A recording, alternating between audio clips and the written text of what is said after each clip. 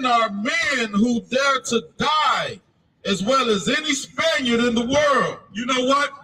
Let me tell y'all something. Y'all know these Negroes out here die about anything, huh?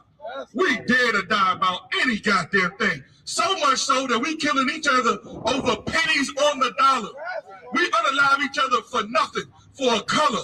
That right there is enough. Hey, what you wearing? Hey, look, if you walk down this block by yourself and you got this shield of David on, I'm telling you right now, it's gonna be some cats coming up to you saying, hey, they dropping the rates and everything. That's what they gonna do. See, we'll bang over a hand sign, we'll bang over a false nation, we'll bang over a color, we'll bang over a block. We be ready to die for anything. And your oppressors knew that. Imagine if you was ready to die for family. Imagine if black people in America would stand up for the Mexicans like the Mexicans stood up for us when we fled down into Mexico and they went to war against America. How strong would we be then? See, the problem is you allow white supremacy's propaganda to infiltrate your mind with Christianity and Catholicism. And what they do is they take your mind and they turn you against your own brother, man. Read more. I do not know who will be in a position to resist them. The white man knows he cannot resist black people. Listen, let me tell you something. If blacks and Hispanics were in our right mind and we were serving the Most High, there's nobody on this planet that could resist us. Look at the most powerful things we do. Hey, listen, I'm starting to learn that corridos music. That corridos, I'm telling you right now, that's better than rap music. That's better than rap music. I started listening to that music, bro, and I started translating what they saying. They telling real war stories about what's going on in their communities. And I know you thought that the cartels, I know they on the left-hand side, but those cartels, they feeding the people in Mexico. They fight against the government in Mexico.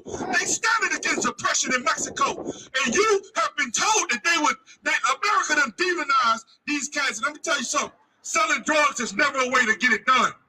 But let me tell you something I got to say about the Mexican brothers down there who's dealing with them cartels. Yeah, they beefing with each other, but they beefing with the government. They beefing with the government. And the Mexicans is looking at us like, damn, when y'all gonna grow some balls and beef against America's government? Seems like you just want to be American. And let me tell you something. If you want to win your Mexican brothers over, what you better had done was find out what makes a Mexican Mexican, and then you black people need to start trying to assimilate to what makes Mexicans Mexican. You can bridge the gap because Mexicans come over here in America, and you know what they do? They learn English. They learn English. You want to know why? Because they want to just relate to their brothers here, man. They see you. Don't think the Mexicans don't see you, black man. They see you. They know your plight. They know what's going on with you, and they definitely want to help you. But guess what? They already took the step. They fight so hard when they come to this country to learn English. Won't you just take some time out to really try to learn Spanish, man? So that you can meet your brothers where they at, man. That's why, listen, let me tell you something. We've been so divided by language and by false culture and by false religions, man. We got to be able to talk to our brothers, man. I want to learn everything Mexican. I'm telling you right now, all my Mexicans, all my Salvadorians, everybody out here that's under my voice, and you know that you've been oppressed by white people, you need to get with us and do it now, because America's making it hard to be Mexican in America anymore.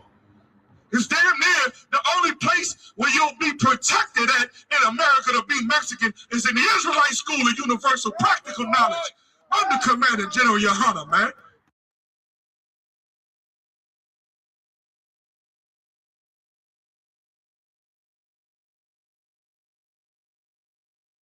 Hey, Shalom Israel, what's going on? This is the ISUPK under Commander General Yohana. You understand?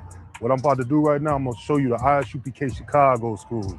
Right now, we right here on Roosevelt Road. You understand? The school address is 9909 West Roosevelt Road. This is where you want to come. Follow me. First, you want to come right here, pull into the driveway. It's the parking lot of the school. You can park on any side. You even got parking in the back if it's full, you know? Park your car, and you want to come right over here to this door. You just want to come in the door, follow me downstairs. We got a door right here, but this is not the door to get into the school. You want to come to this door right here with the open sign on it. Shalom, Lord Christ. Yeah, you ready for class? Take a seat.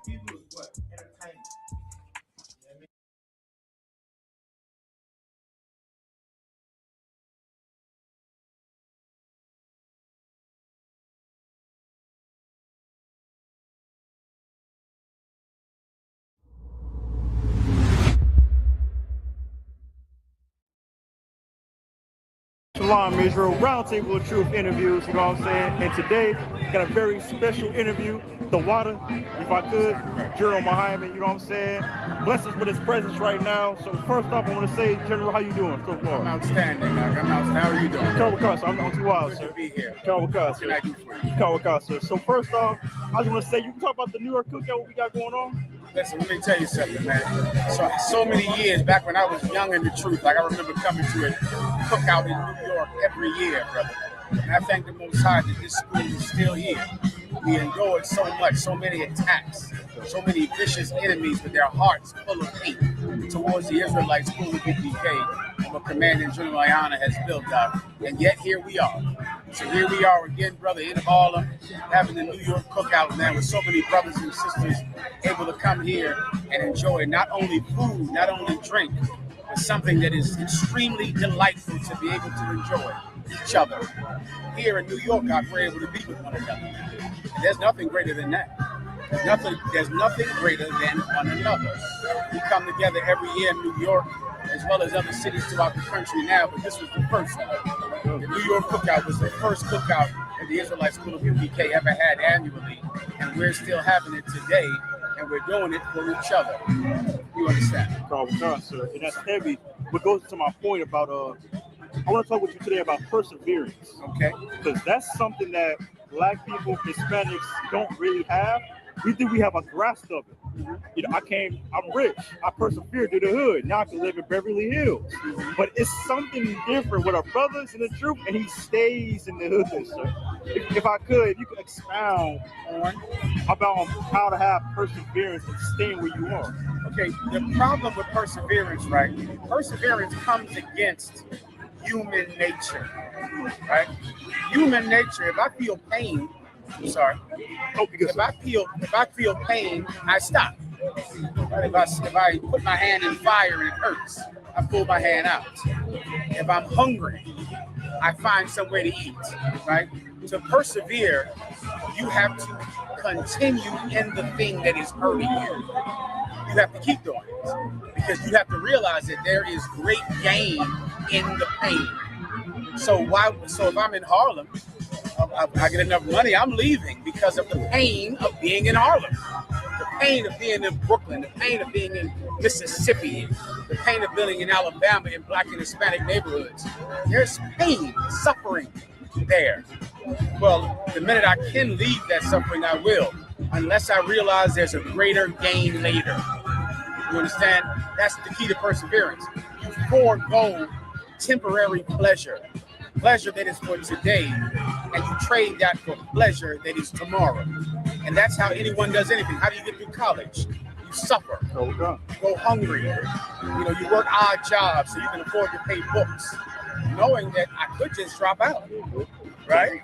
But I forego the temporary pleasure of dropping out for the day for the college degree to come later. How do you make it to the NBA, to the NFL, to become a champion in anything? I suffer for it. And to persevere, you have to suffer on it. And in One West, the Israelite School of UPK, under Commanding General Yohanan, we are experts in suffering.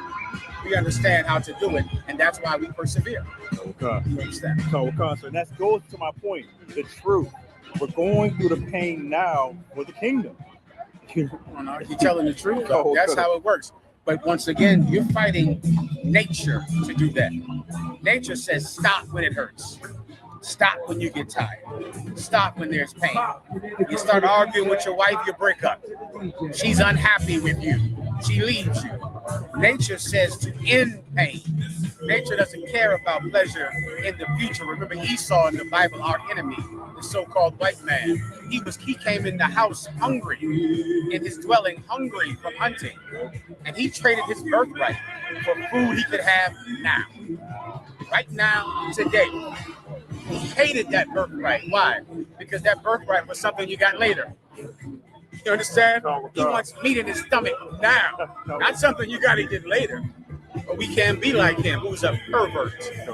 We can't be like our oppressor. We're going to have to be better men. And in the Israelite School of UPK, we raise up better men. I pray you understand. Sir. And my next question also, it goes into it also about I see it as temporarily pain. Oh yeah. You know, just going through your mom, your kids, your job. Right now, I mean the truth. Right now, for as little time as I am, you know what I mean? I understand, listen to generals, captains, officers above me. Pain is something that's probably needed for us to go through. I mean, if you want to achieve something magnificent, you want to do something that is amazing, it cannot be done without suffering. That goes anything. There's not a thing in this world that is worth doing, worth having, that can be attained without pain. There is not a thing. The kingdom of heaven is that thing. Kingdom of heaven, and when I say kingdom of heaven, a place where blacks and Hispanics are in charge, where we rule the planet Earth. Well, how do we get it if we don't suffer? How do we get it if we don't endure pain? We won't. We won't get it without suffering. So if I may too, only with your grace, my next question, I just want to go into when you came into the truth. Okay. I don't know if you spoke about this. You know, I know your class, I watch all your classes about, you know, how you were in the past, but how it was when it finally clicked, like, this is the truth. When it finally clicked, that's okay. I went through a process, man, because I was in the world. I was just a terrible person. I was a horrible, cold, angry person when I was in the world. Like, I was very violent, very harmful to my community. And so it took a while for me to click. But I remember one day I thought the Lord was going to kill me. I thought he was going to kill me. I remember feeling like not only was he going to kill me, but that I deserved to die. That might have been the day that changed it, because there was plenty of times when I was in the past when I thought this person was going to shoot me, and I would just stay up all night and watch out my window through the blinds. I would go to his house and sit in a car outside of his house because I thought he was going to kill me. This how I would go to his neighborhood with all my friends and try to find him, thinking I need to get him first because he's going to get me. But this time, I didn't feel like I could defend myself because it was against God, and I can't hunt him down. That it was God trying to kill me. I remember specifically thinking, I deserve it. This is not something I can stop with my aggression or my cunning. He was going to kill me, and there was nothing I could do to stop it, and I indeed should die for what I've done. And I believe that was the day that changed me. And I wanted to become someone that did not deserve to die. I wanted to be somebody that deserved to live. And I kind of, from coming to class those few times and seeing the brothers at that time, I think I had been to no classes. I saw the camp on the street. I watched the camp for 2 years.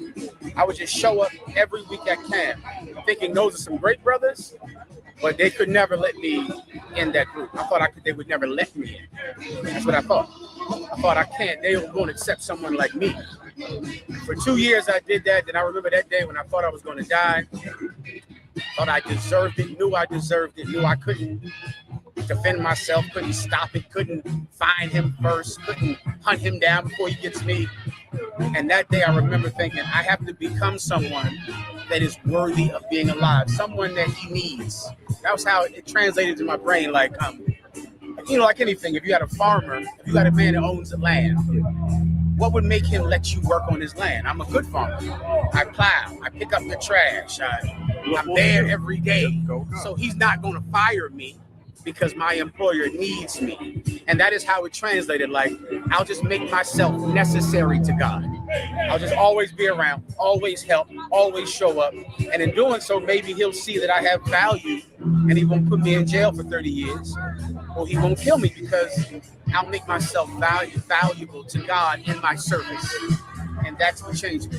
So, sir, my last question, only if I may, making yourself worthy for the Most High to have the kingdom of heaven. Mm-hmm. So, for the brothers who's watching, a lot of brothers who's outside the school that watch every day, what can you tell them? What can they do to make themselves worthy? You want to think about it not in a way that is magical. Think like any employer.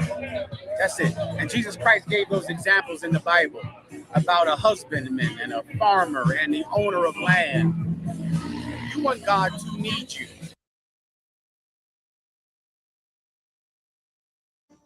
I'm gonna take that as a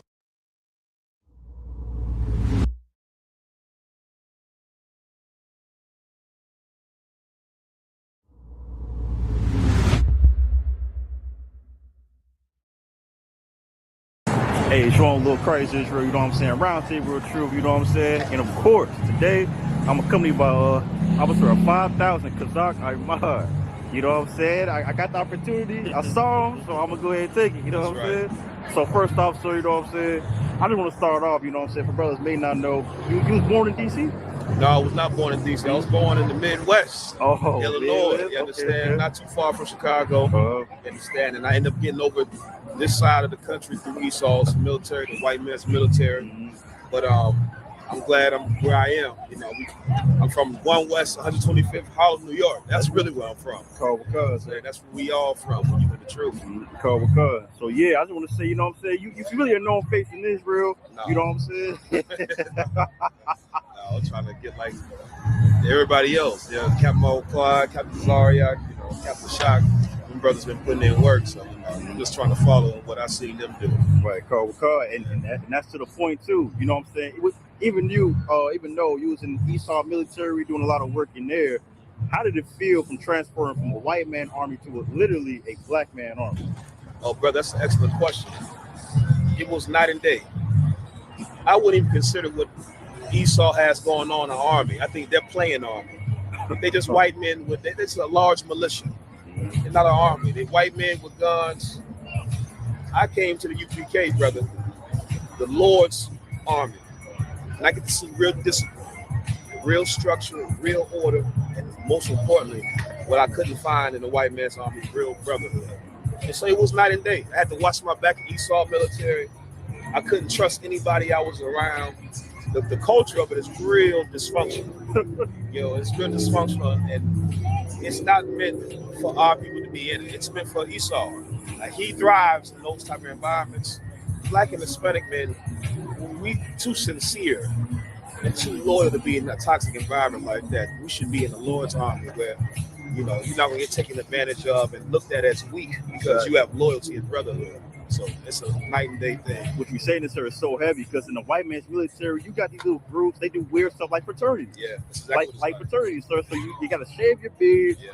You got to do these little things. You know what I'm saying? They have an intercourse with all women in the barracks and all that. Yes, they are. And it brought to my mind this UBK. You can never have a character like a white man ever. That's right. So everything we do, you know what I'm saying? We hold ourselves to a standard in the ISUPK. So I just want to say this. So there's a lot of brothers that's watching that's in the military UPK. Right. There's a lot of brothers. So ever since you was one of the church for Hebrew Academy. Right. You was there that day too. That's right. And I want to bring out too, all those comments like, y'all ain't gonna do this, y'all ain't gonna do that, y'all scared, y'all can do this for the white man. Yeah. Now, what would you say from having structure, how did it change your life? It changed my life drastically in every way. I think the way I even wake up in the morning is different. It's like I wake up in the morning with a sense of purpose. In the world, brother, I prayed I didn't wake up. That was my life in the world. I pray I didn't wake up. You know, and I look forward to every time I went to sleep because life was hell. And the truth, brother, I'm praying to wake up to get the day started and what else I can do for the day. And, you know, I have a purpose that's greater than myself, and that's helping and fixing my people, God's people. And so, brother, it has given me a sense of purpose unlike anything I've ever done in my life. And that's how I know it's the Lord's work. It's not anything that any man, you know, can boast. It's the Lord's work. and he gave the helm to Commander General Yohana. He's holding it down. Yahweh Shimmy, I was shot, bro. General behind me. That's our protocol, you understand? Again, militant. You see that? General came in, Right. all the y'all, General on deck. Right. Exactly. You understand it? That's what we do. So next question, I want to move toward this now. Okay, will you be in the Army now in DC? The white man's army. The white man's army. That's right, no sweat. You know what I'm saying? So like now the white man's army is literally invading DC. That's right. So I just want to say, what's the experience going on? What's it like down there? So what it is it's a political theater. They're not really there to stop crime because DC doesn't have any worse of a crime problem than any major city. But Donald Trump now has to distract everybody from the fact that he's on the Jeffrey Epstein list as a pedophile and a frequent flyer on the Lolita Express to that island. So, he has to go big to distract everybody. And one thing white people understand, and Donald Trump is very keen on this, is white people's hatred for blacks and Hispanics surpasses everything else. And so when all else fails, let's blame the niggas. These niggas commit a crime. Look what these niggas is doing. Look what these Hispanics is doing. When really, the DC doesn't have a crime problem, again, worse than any other city. What they should do is send a National Guard to profile these white boys so they don't shoot up schools and churches. But they're not doing that because it's not about crime. It's not about law and order. It's about oppressing God's people. And so that's what's going on in DC. They scared to go into the hoods. Yeah. You understand? They scared to go into the hoods. You'll see videos here and there where they'll be in little small little areas where we at, but they're not really policing the hood. They're scared to go there. So it's not about stopping crime at all. It's just it's a show, it's a distraction. Right, and also too, because sadly, you got our people thinking we need these FBI agents, we need these CIA agents, we need everybody to clean up our streets. Right. But this is what happens when you vote for somebody who's not of our people. That's right. Or voting period. Right. You know what I'm saying? So like once again, sir, I want to bring up the fact that that people that our brothers, we don't understand what the hell is going on at all. At all, brother. I know what you see that, so you could expound. Absolutely. When, if a brother could wake up, what should he do? Like, what should he see in his eyes if he can't realize already? That's an excellent question. And to piggyback off of something you said, to the Uncle Toms and the Stephen Fetches that believe we need the FBI and the ATF and the DEA in our community, you don't understand. Our community is full of crime because of the FBI, because of the DEA, because of the ATF. Okay. The United States government is the reason why there's crime in the Black and Hispanic community. And the first thing a brother should wake up and realize is the white man is the devil. That's the first order of business. If he can just put that at the forefront of it, say, how Jewish people, they wear, it's called Teflon. Yeah, Teflon. Jewish people, they wear them little boxes right here, the leather straps. Well, blacks, Hispanics, and Native Americans should figuratively wear Teflon. You understand? I'm not telling y'all go be Jewish. Exactly. Don't twist what I'm saying. Don't do that. You understand? You should figuratively have a box like the Jewish people have, and in that box should be the white man is the devil. It should be at the forefront of everything you do because it will dictate how you operate. You can't get high when you understand the white man put this here to make you weak and destroy your people. You can't sleep with prostitutes when you understand he thrives off of crime. You can't murder your brother when you understand we have to join together and stand up against oppression. He wants us to hate each other. Understanding the white man's the devil is the first step. It's the first thing. You can't even accept being an Israelite until you understand the white man's the devil. You understand? You got to separate from white Jesus.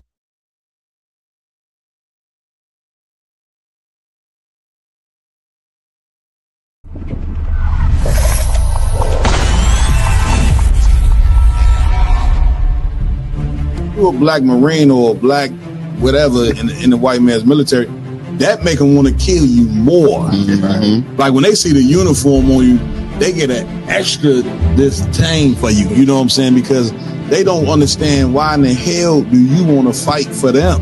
Cared enough about your trials and tribulations, the things that you suffered through, and how to get out of that, That's your history. We don't need a white man to have no remembrances for us. Yeah, man, you chastise the child too hard, or you create trauma. Yeah. If you don't say nothing to the child, then you making them soft. That's it. You know what I'm saying? Like, it ain't no way for a black man to be right even when he is kidnapped.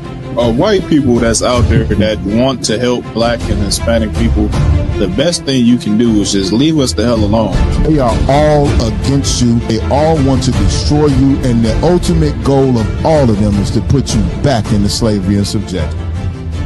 Real Nigga University in 5, 4, 3, 2, let's get it. 1.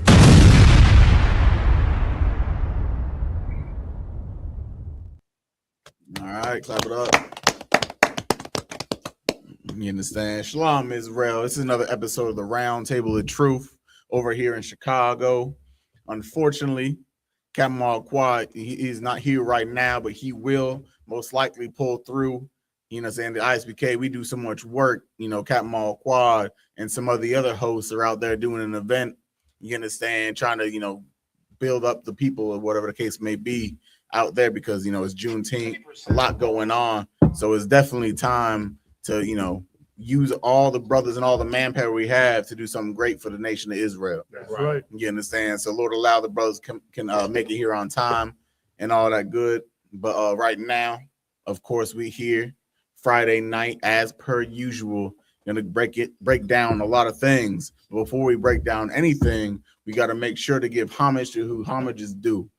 The one that deserves the most homage is the Most High in Christ. Yeah, right. The Most High, you understand? Give him a hand. You understand? We wouldn't be able to do anything without him. And that's the biggest thing we got to understand is that black people, Hispanics, Native Indians will never be great unless we start praying to the real God. You understand? The nigga God of Israel. Right. You understand? And right after that, we got to go into his right-hand man, the one that's sitting on the right-hand side of the Most High, which is Jesus Christ, is what you call him. But his real name is Yahweh Shai Mashiach. It's giving him a big hand. You understand? Through his works and his diligence, he's the reason that we were even given an opportunity to do what we do today in 2026, right, and after the fact. You understand? And then lastly, but definitely not least, the man with the plan on earth right now, the one that's making sure that we follow after the nigga God and nigga Christ, commending General Yohana. That's right. Without that brother's diligence, you understand, his tutelage and his faith in the Most High in Christ, none of us would be who we are today if we weren't given, you know, the instructions on how to be as our Lord and his son were or are. You understand? So we got a different crew today. Don't, you know, if I forget your names, don't be mad at me. He understands. So first off, to my right, my short right, we got Officer 5000 Kaziawan. Let's give him a hand. Brother, he's the medic in the school. He's the finance department in the school. And I know he regrets being in the finance department. I tried to warn him. He didn't want to listen to my warning. He was a little overzealous at the time, and now he understands being the person over finance means you're always broke. Right. You understand? But his brother's doing a hell of a job. That's right. Then it's to my left. Y'all already know him. He's usually on the media crew, always doing everything he does. But today he's up on the front. It's Officer 5000 Arumawan. Let's make sure to get a brother a hand. Everyone knows he's usually on the ones and twos, but today he's up in the zeros and zeros again. You got, you know, rock it out like that. At least it's a later. You understand? Exactly. Maybe later. You don't know. And then next up, we have Officer 1000 Mariah Allah. This is his brother making sure the school in the Chicago is always looking great and prestigious as it always has been. And he's making sure it's kept that way. And lastly, but definitely not least, up here, you know, usually you know him as a sixth man, but he ended up, you know, off the bench today. You understand? He's definitely going to say a lot of words tonight. He's sitting in the right seat too. And he got a rank raise, and now he's just everything right now. Which congratulations, brothers, rank raise as well. And this is Officer 1000 Mapatazai. As you guys will understand, in the August 2nd, the chef of the Midwest. Damn right. That's right. You understand? That's definitely who you're going to see coming up shortly. And of course, on the ones and twos today, all by his lonesome, but he can handle it because he's a great brother. and he's a very intellectual brother as well. Officer 1000 Raj Karad. So, of course, today we're going to get into a lot that's going on this earth and across Chicago and everything about that nature. So, any what's going on new before we get into any of the regular topics? Anyone want anything to say? Anything going on this earth? I mean, if I may, you know what I'm saying? We had the Puerto Rican Day, you know what I'm saying, festival that the brothers went to. You know what I'm saying? We was out there making sure that we practice what we preach. You know, we ain't all that, and I don't even want to use the word preach, but we practice what we talk about. We trying to bring these tribes together, Black, Hispanic, and Native American Indians. And one thing I'm pretty sure you didn't see out there is the Christian church. They not trying to bring Black and brown people together. All they care about is bringing green to their pockets. You know what I'm saying? Right. So, you know, big up to, of course, Captain Mall Quad, the Chicago camp. You know what I'm saying, for hitting up the Puerto Rican Day joint and making sure we showed our face to try to bring our brothers and sisters together from out there. So. Right. Secondly, if I got you, Aki. I got you. You know, so we also want to give a big shout out to Captain Ra'im. You understand? Because that brother out here, he's the one handling all the events departments in a lot of different locations. You understand, across the United States and maybe even outside the United States. That's that brother's office. I don't, take a deep dive so I can focus on my own endeavors. But that brother doing a hell of a job with these events. You understand? So we gotta make sure we give him the respect that he's owed or due. You had your hand up before, Mariah. Go ahead. No, it's cool. I ain't know if we was gonna go over the 1-year-old boy being unalived by the police. We there's not as much evidence as I would like to have out there as of right now.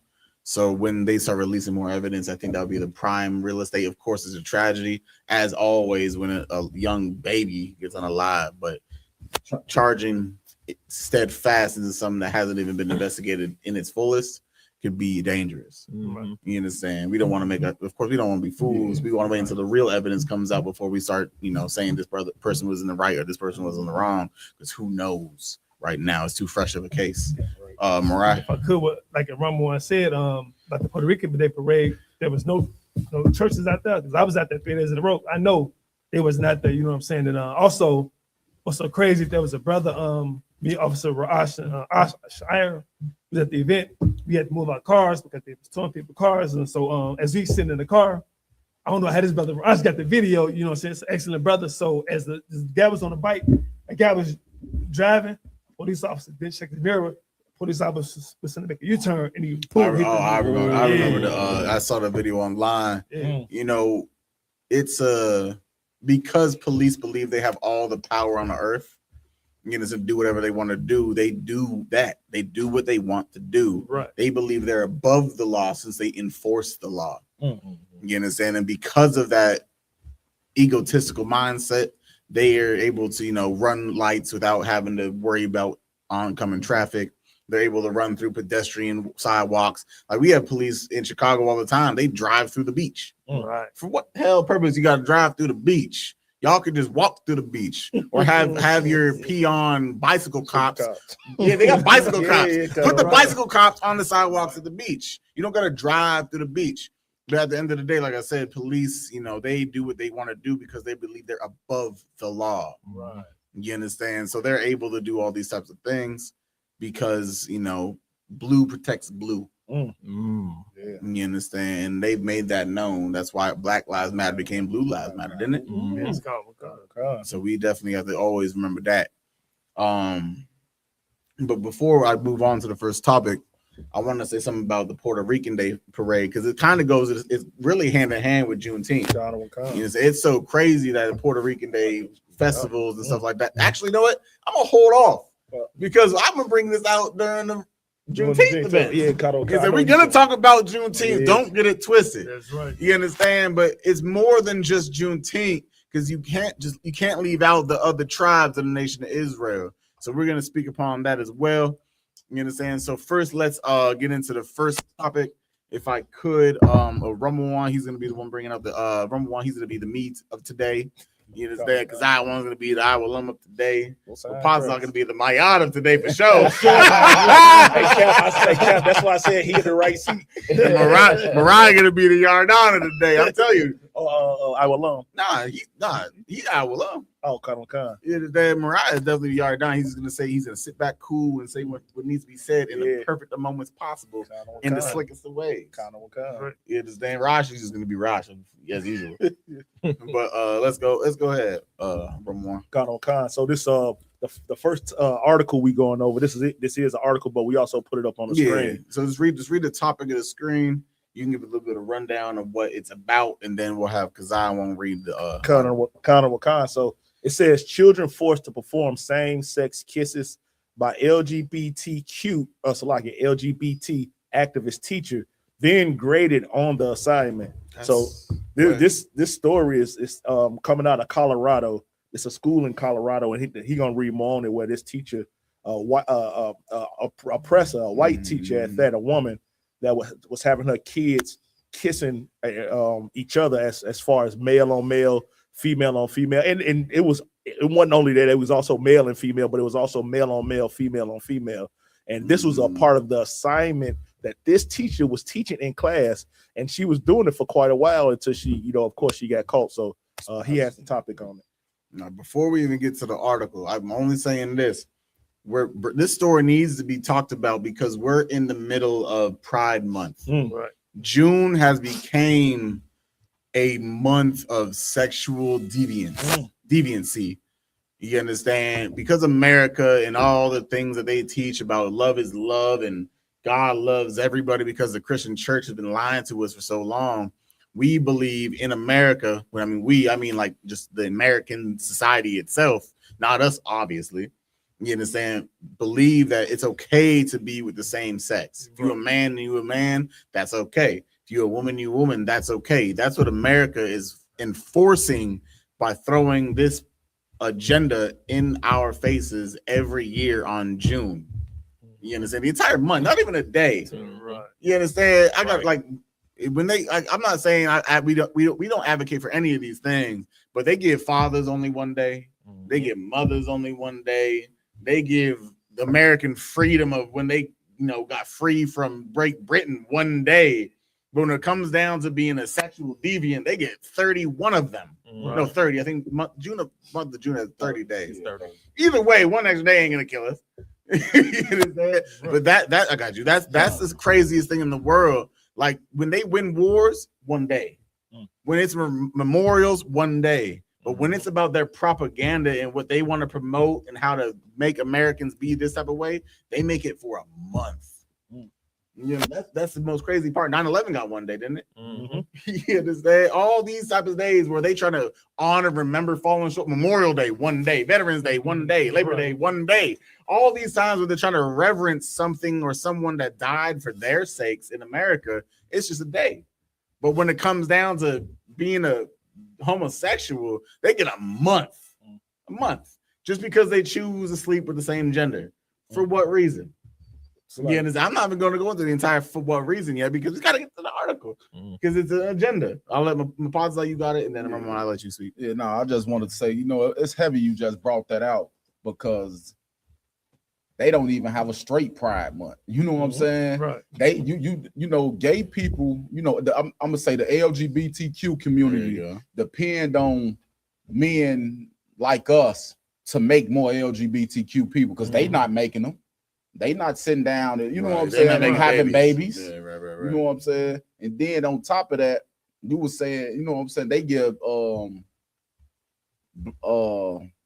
Black History the shortest month of the goddamn year. Right. And then give a Pride Month 30 days. You know what I'm saying? Right. Like, it was just heavy what you was bringing. I just wanted to piggyback off that. So you definitely right.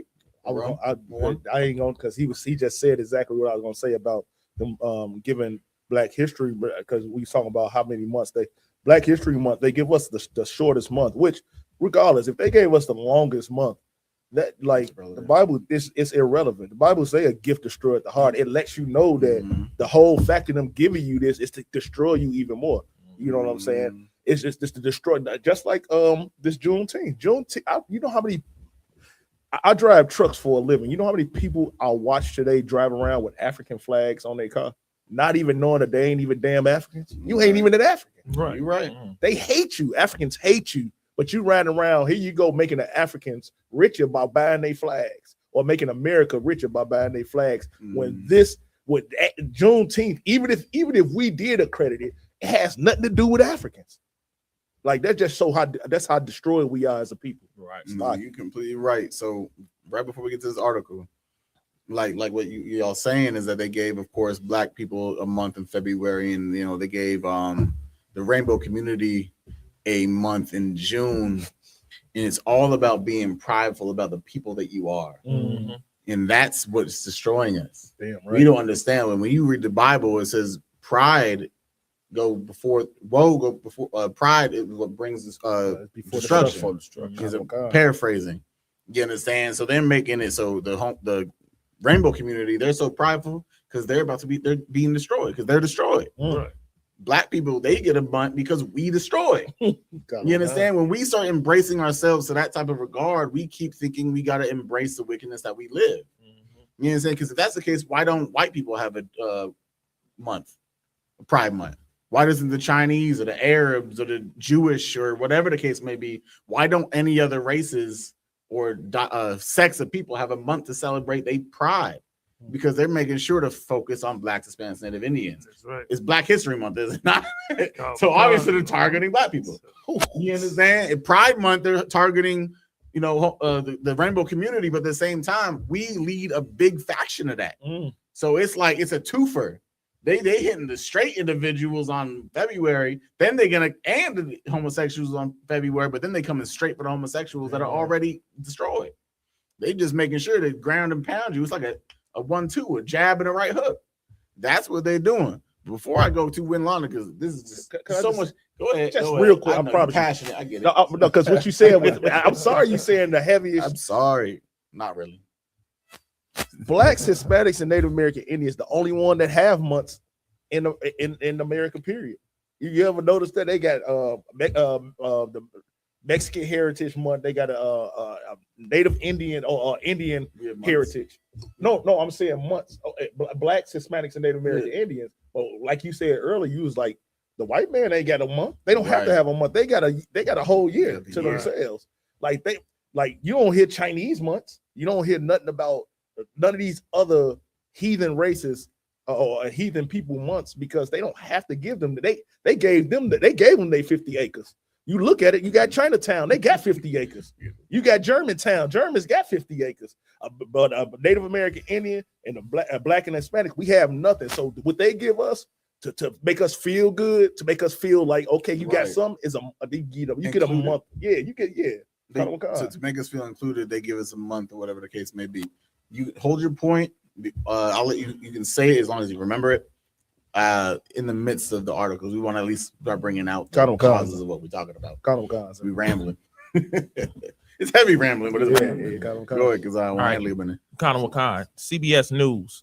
Colorado student reports same-sex peers were made to kiss during class assignment. Teacher fired.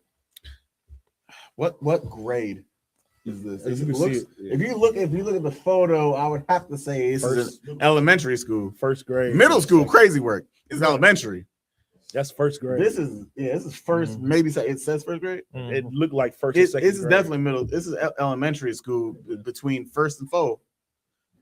And if you look at that, that's the same size as my child. If you look at that kid right there, it looked like at least from here, the so-called maybe brother back then. Yeah, and then if you look up, it's something right there. But if you look up, it looked like a Hispanic kid at the top. I think it's a little grade. Raj, if you can move that grade. Does the article say a specific grade? If the article doesn't say specific grade, just by the photo alone, we can at least assume that we talking about elementary school, school and kids. It's fine because I'll keep handling it. Khan. Denver Public Schools board members voted unanimously May 20th to dismiss a 50-year-old foreign language teacher following a district investigation and an independent review into students' complaints about a class assignment. According to Slackhead, One student told an NEC chemistry teacher about the skit in April 2024. They tried to water it down by the skit. The student was very uncomfortable and did not know what to do. The report stated she went ahead and kissed another student at Honka's direction. The student then shared a digital meme with the chemistry teacher that included a picture of Honka and the captions, she makes girls kiss. The meme had circulated amongst the students. All right, so I think it's probably the most we need out of it. At the end of the day, what this is showing, of course, they're going to try to bring it down to individuals doing this and doing that. Right. But this is the type of things that happen when you start bringing sexual edification into young children's lives. Like they're making sex ed something like sex ed was something I had at like 8th or 9th grade. And at least in my school, when I was in like 2010. He had to say, I gotta get I'm getting up there with y'all niggas.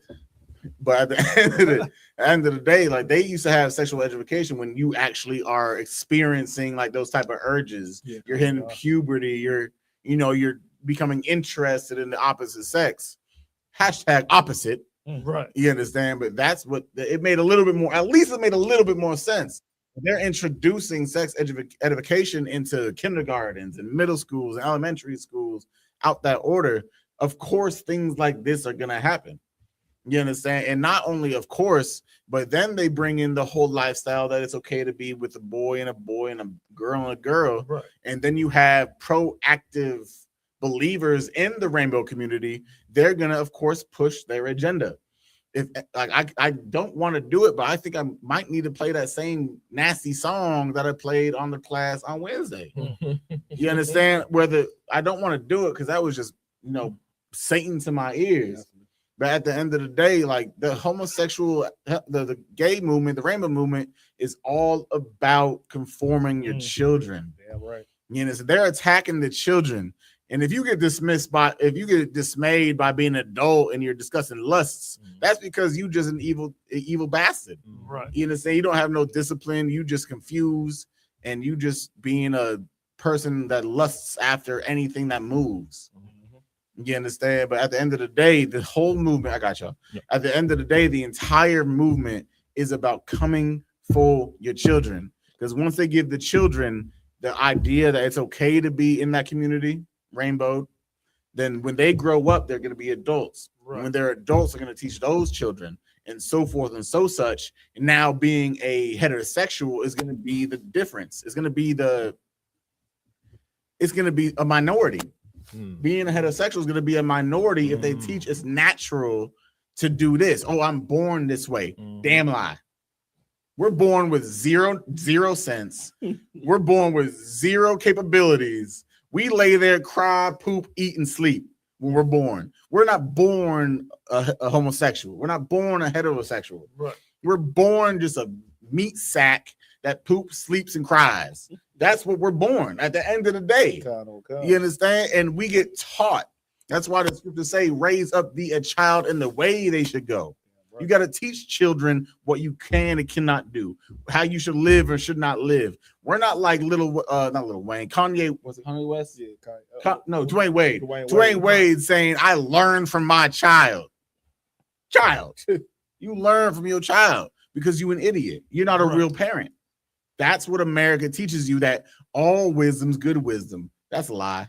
Right. You understand? Ask Adam and Eve. If all wisdom was good wisdom, ask Adam and Eve. They went and learned and got the fruit of the tree of good and evil. Was that good wisdom? Because they brought death into the world. So all wisdom's not good wisdom. Yeah, right. You understand? All experience is good experience. I've heard people say, I just want to try crack once. I've heard people say that. I used to say that in the world. When I was 16, 18 years old, I thought that way because like you only live once. Right. YOLO was the phrase in my youth. You understand? Of course, I did not thanks to the mercy of the Most High, I didn't do that nasty garbage, but that's what America teach. Right. You understand? You live once, so just try everything. Okay, well, say that to the people on crack cocaine and doped up on the streets and can't keep their teeth in their mouth. Did that one good experience turn out great? No, because not all wisdom is good wisdom. You understand? Because I want you had it, then I got you positive. No, I just wanted to, if I You could. piss me off.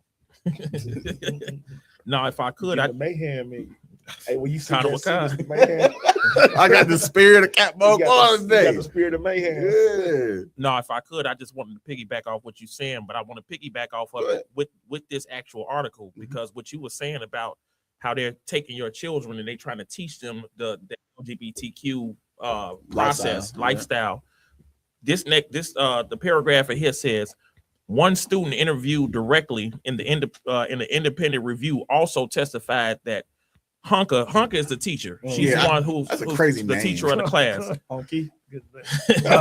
They was close. Get us banned now, man. Oh yeah. Hunka always selected Say nigga. Right. Salakia. Hunka always selected girls to act in the skit.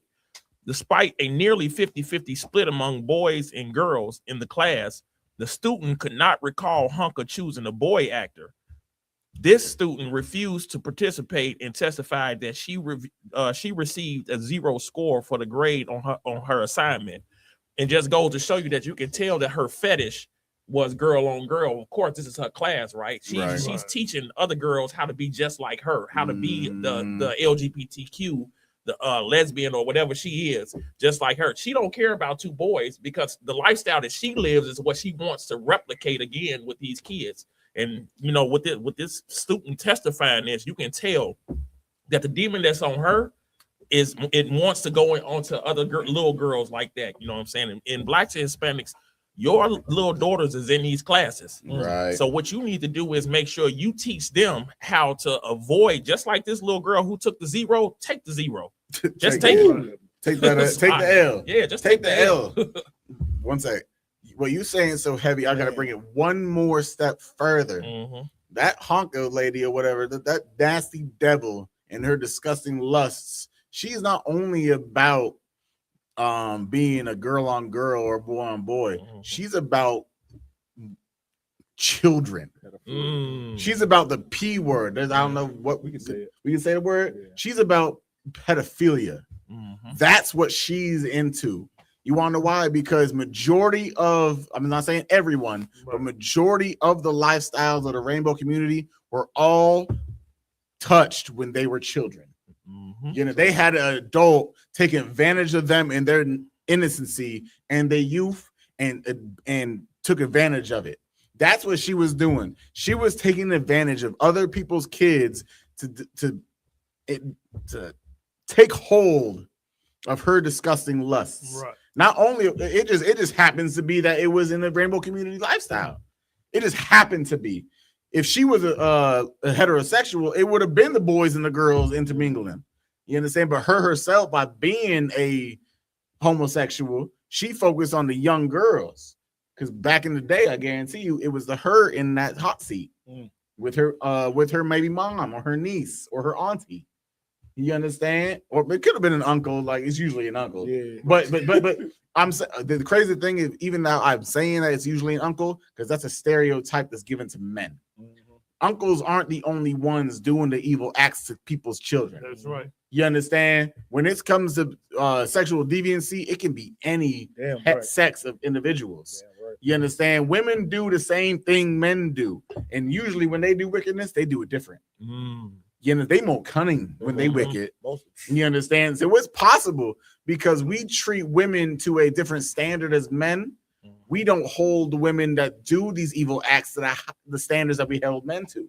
That's why it's always the uncle this, the uncle that, the stepdad this. It's the same thing with the aunt, same thing with the niece, same thing with the grandma, same thing with the stepmom. They can all be disgusting bastards as well. This is the proof. You understand? We learn these things in America because we have been given to a wicked type of people. And that wicked type of people is the so-called white man and the oppressor he is and she is. Right. And because of the Christian church and civil rights, we've learned their ways and we've adopted them to ourselves. And now these things happen to us. I'm not this story, of course, this is a white woman doing this, but thing is still happening in the Black community, Hispanic and Native community, because we believe being them makes us better, but being them makes us worse. Exactly. Go ahead, Mpasa. No, I just, that's heavy what you bringing out. I just wanted to say, okay, if it's, they should put this in the school systems sometime, a few years ago, sometime back yeah. You think Obama legalized same-sex marriage in 2016? Right. That's a decade ago. I'm talking about as far as school putting system? it in schools. The school system, I believe that was around the 2019 mark. Okay. You understand? When they were I wouldn't say they didn't put it into this lower of a class of schooling, but they started bringing like the strippers and the homosexuals up in there and trying to teach what was it, like drag. They started bringing drag queens into the mix, right? And that's when it started, men playing to be women. But go ahead, finish your topic. No, my whole thing was, okay, y'all want to teach kids about this alphabet community. Why don't we start with Sodom and Gomorrah first then? If that's what you want to teach kids about, let them see what God feels about it, and let them see the end results of it. You know what I'm saying? Don't push it on them like this just all fun and games. It's all play, hee hee ha ha. Right. You know what I'm saying? Let them see what this lifestyle ends in. Let them see what God feels about this lifestyle. Let them see what God did to a whole goddamn city of people. Nation. Exactly. You know what I'm saying? Kingdom might be the best word. So like, go ahead. The water, sir. If I was done. Oh, Salah. Yeah. Like we worry about so many things in our life. Like, of course, you got kids. I got a lot. Everybody at this table, of course, almost everybody at the table got kids or whatever. But we worry about what happens when our kids ain't in front of us. Like, what are they?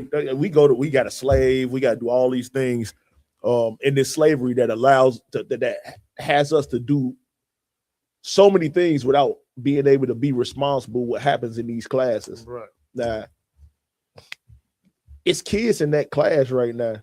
The parents didn't know what was going on. Now you got to ask yourself this. When Commander Junior Hunter tell you that it's so important to get your kids in class, what I mean by in class mean they can go to that little school right there, but they got to get, it's like they got.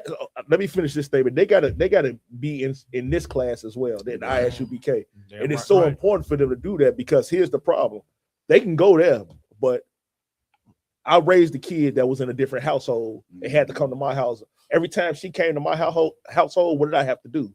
I have to reprogram her because, of course, where she was at, she might her mom might say something different. Then when she come back, I got to say, no, you can't. No, ain't no bacon, ain't no pork, ain't none of that. It's out of there. Like this is how we doing. Like our kids when they go to schools. My son had to tell me they trying to feed me pork for breakfast. I said, what? He said, yeah. I told him I can't eat pork. I had to go up to the school and say, y'all ain't got no other options outside of pork. Right. Oh no, not right now. I said, y'all need to make another option because now my son got to sit here and watch everybody else eat pork. These schools are diabolical. And you think they did bad to the Native American Indians when they had them in them charter schools? They still doing it. It just ain't the Native American Indians by themselves no more. It's all of us now. They got your kid eating pork in school, having heart attacks at 40 years old when you're supposed to be alive at 40. Healthy. Prime is 30, 33. 30, yeah, like 7 years later, you got diabetes and heart disease. At 40 years old. Unless you're LeBron. LeBron pays $1 million a year to focus on his health. Yeah. We don't got that type of resources. Right. Yeah, he do. We don't. For playing the kids game. Yeah, the example. What you saying so heavy, Ramon? That's why the so-called white man is such a devil he is. Because he makes it illegal in majority of states to keep your kids out of public school. Right. You understand? You're not allowed in majority of the states in the United States to teach your kids or keep your kids out of their public schooling systems or private school systems. They have to be in a school under the white man's tutelage or America's tutelage. You understand? You're not allowed to homeschool majority of states. When I mean majority, I mean the number for pro or you can't do it is less than more than you can do it. Right. You understand? That's how it's called indoctrination. Yep. They force this upon the kids and they cause a divide between the youngins and the parents that are supposed to be the leaders. Right. You understand? Well, I was taught this in school. I was taught that in school, but you tell them something different. And now the kid has a double mind already. It's like he's being co-parented by two individual factors, two different households. The household that he goes home to and the household of the white man's indoctrination. So now it's hard for them to divvy up what's real and what's life. And it's even worse on the fathers in the house side. Why? Because there's only 2-3 people in the home fighting for one cause, but then there's every teacher, every kid, everybody else fighting on the other hand side. So you look like the losing side. Right. Because you look like the losing side, they're gonna pick the winning side, which is the one that has the majority. Because in America, the majority has always been ruled as the winner. Yeah, right. You understand? And that's how America runs, by fooling you because there's more people there. But when you go into the Bible, the Lord said he chose us even though we were the least in amount of people when it came down to a nation. Israel's the youngest nation on the earth, but we're still the best. And that will never change. You can't take that from us. But what they can do is try to make it so you don't believe you have that capability. You understand? And that's why the devil is who he is. That's how he got Adam and Eve out the garden. You understand? That's how he fooled the entire populace on this earth to believe Jesus Christ was a white man. Damn. The entire earth. They got statues taller than damn near the same height as Mount Everest in Cuba. Cuba? Yeah. In Cuba. I believe it's Cuba. You understand? Where he's up there and is on the mountain cliff facing the ocean. Brazil, thank you. I knew it was one of the northern tribes. You understand? But at the end of the day, that's how he does it. He gets you because you believe in numbers. Numbers make people think, well, if more people are here, it must be right. But why do they have the term the black sheep? The black sheep. Because that black sheep had the courage to defy the masses. And that's what Christ did. Christ was the so-called black sheep. Let that still in the spirit. Right. Christ was the real black sheep. You understand? He went against the masses in Rome. He went against the masses on the earth and taught blacks and Hispanics and Native Indians who they truly were and how to follow the real black sheep God. That's right. You understand? Just think about it. Christ was the real black sheep. Right. If I may, sir. Let me Mariah had his good sir, but you bring it out so goddamn heavy, you know what I'm saying? I'm gonna bring it a scripture and show them what God think about this. This is the book of Romans, chapter 1, verse 32. Who knowing the judgment of God, that they which commit such things are worthy of death. Not only do the same, but have pleasure in them that do them. That's all I'm gonna say. You're right. You understand? The ones that are so entitled and prideful, they enjoy the things that bring them to their destruction. Pride Month is called Pride Month. When you go to the Bible, pride goeth before destruction. That's right. You understand? When you are a prideful bastard on this earth, I feel like we're spending too much time on this. But when you're a prideful bastard, like they are in the rainbow community, you're asking for a disease called AIDS. That's right. You're asking for a disease called herpes and other STDs and whatever, all the other type of D's and the S's out there that exist. You understand? I follow, the Most High. I don't deal in that type of lifestyle, so I don't know all the terminology. But at the end of the day, that's what you're asking for. That's right. You understand? The scriptures say that blood shall be upon you when you try to do these things. You understand? And when you do these, when your blood's upon you, that means your blood is an enemy to your body. And when your blood is an enemy to your body, that means your lifespan has been drastically decreased. Wow. And when it's drastically decreased, it's a wrap. These things ain't curable. You understand? When your blood, the thing that keeps you alive, is fighting against you, it's only a matter of time. But because we've been living in a community that believes in your pleasures in the moment instead of your longevity, of course you're going to run into these problems. Right. Because you're so quick to get... Majority of these people only getting 2 minutes satisfaction, and then they got 30 years of suffering because they put they manlyhood inside the wrong hole. Just letting you know. Wrong hole. The wrong hole is facts. Yeah. Right. You know what I'm saying? No, I ain't gonna let you speak on this one, right? You're gonna say something. You're gonna say something out of pocket. No, I'm not saying, I just want to say, one of these days, or one time, could you play that video, the commercial, the HIV video? You'd have to find it. I'm not sure. There's Come, somebody it's just regular. because I wanted his hand up It's just a commercial earlier. Yeah, I wanted to pick. You'd have to find it and send it to someone. You said this a minute ago, but I just wanted to piggyback off. I'm a little long-winded. I know. No, you said it earlier in this topic, but you were saying it's gonna come a point in time where the LGBTQ community is gonna be far more greater than the heterosexual community, and I just wanted to in number, and I just wanted to bring this scripture out only because it speaks on it's on topic. Isaiah 13:12. I will make a man more precious than fine gold. So he's saying in this time he's going to make men more precious than fine gold, because you're not going to be able to find a man to be able to be a father to your children, a husband to his wife, a brother to his brother, because in these days you're going to kill your brother, you're gonna abort your kids, and you're going to divorce your wife. In these days now, the ISUBK and the men in the ISUBK are like gold, because a woman will never find a man that is like us, that will build up our communities and make us better as a people, unless you come into the school. Yeah, right. Like you saying, I gotta hit one more part on that. Like you saying, I'm sorry, no, because he left the main part.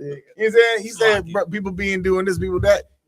These brothers out here too busy putting their shit in things that don't belong in, which is other men. Facts. Women out here scissoring and using rubber rods isn't gonna do anything. The problem is that we're gonna stop procreating at the rate we're supposed to. Facts. Procreation, the scriptures say, be fruitful and multiply. You understand? You ain't multiplying in your man's behind. You're not. The scissoring of your two lips ain't not procreation. You understand? They think sperm banks and all this thing's gonna keep us alive. No, it's not.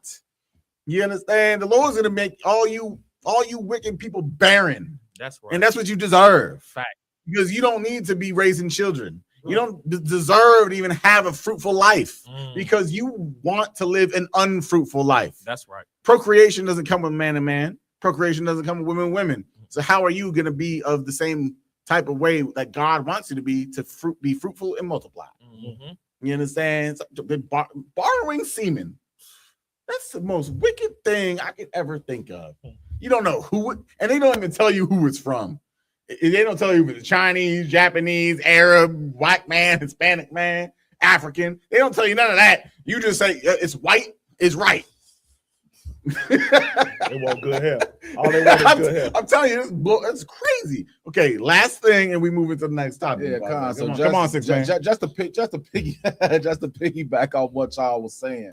And the thing is, we need to be educated on these topics, because one of my favorite rappers, he died behind AIDS, and he thought as having this nigga with all this money and this fame and glory, he thought you could only get AIDS by sleeping with men, not knowing that you can get this by putting your rod in women that's been infected as well. You know what I'm saying? You're right. So we need education on these topics, but not the education that the school system is giving them. You know what I'm saying? You need righteous education. You know what I'm saying? The real education. Like I just said, you want to put the LGBT. All right, cool. You want to teach about the LGBTQ community? Show what God thought about the LGBTQ community in Sodom and Gomorrah. You know what I'm saying? Put what we put what, you know what I'm saying, what can really happen to us as a nation if we all just really fell into the LGBTQ community. Right. You know what I'm saying? Right. Look how many hospitals and graves be filled up by us just not knowing. You know what I'm saying? Scripture say, my people die for lack of knowledge. And this is one of the lack of knowledges about this community that we dying in right now today. Fact, man. All right, next up, what we got, Ramon? All right, the next topic we got coming up. We got a podcast that went wrong. Some brothers was talking, and it's a sister came on. She became a monster toward the end of the podcast. So we're gonna play it. Do you talk to him like this? Do you talk to him like this? Like what? the water. He started from the beginning. No, I get it. Instagram is stupid by doing this. I hate that. You talk to him So like this? that's why it's important for But him do to you be talk that to him kind of like important this? for me. Do you talk to him like this? Like what? Like how you talking to us right now? Do you talk to him like that? You over talking.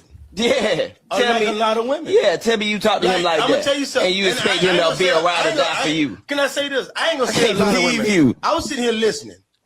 There's no way in the fuck, because I done dealt with this. Me There's no too. way in the Me fuck. too. I'm gonna sit here and take you serious when you doing this shit to me. I got a mama, or had.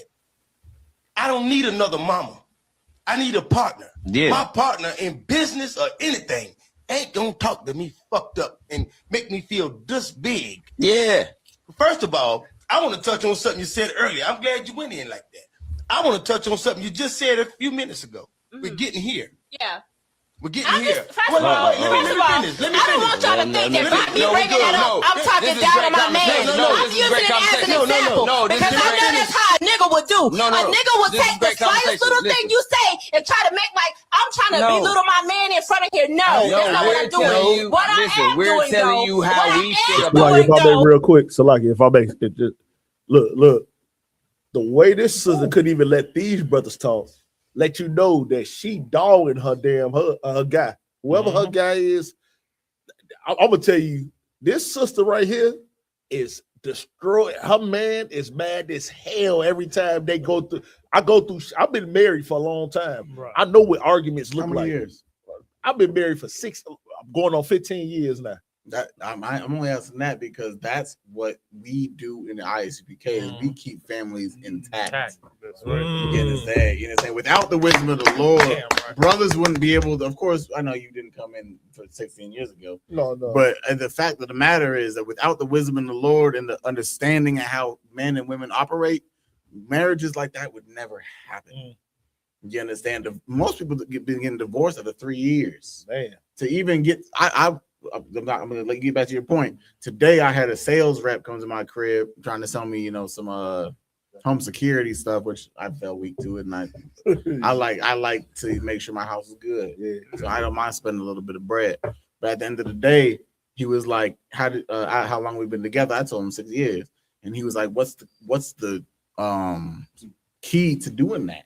Like 6 years to me doesn't feel that long. But that means that goes to show the society makes it as if marriages don't last that much. I understand if they, as I said, 10, 12, 15, cool. But I just said 6. Like 6 years is not a very long period of time. In my time perspective, on my time clock. But he's like, how do you even do that? I said obedience. First, of course, he made a joke. And the crazy, he made the joke, but he's really serious. He said, so you always make sure to listen to your wife. That's what that was his reaction. And I said, oh no. I said, she listens to me. That's how this operates. Right. You understand that's got to be well known. I laughed at his little joke because right now we handle a business or whatever the case. But no, I said she listens to me. Damn right. That's how we keep this marriage going. Not me listening to her. Damn right.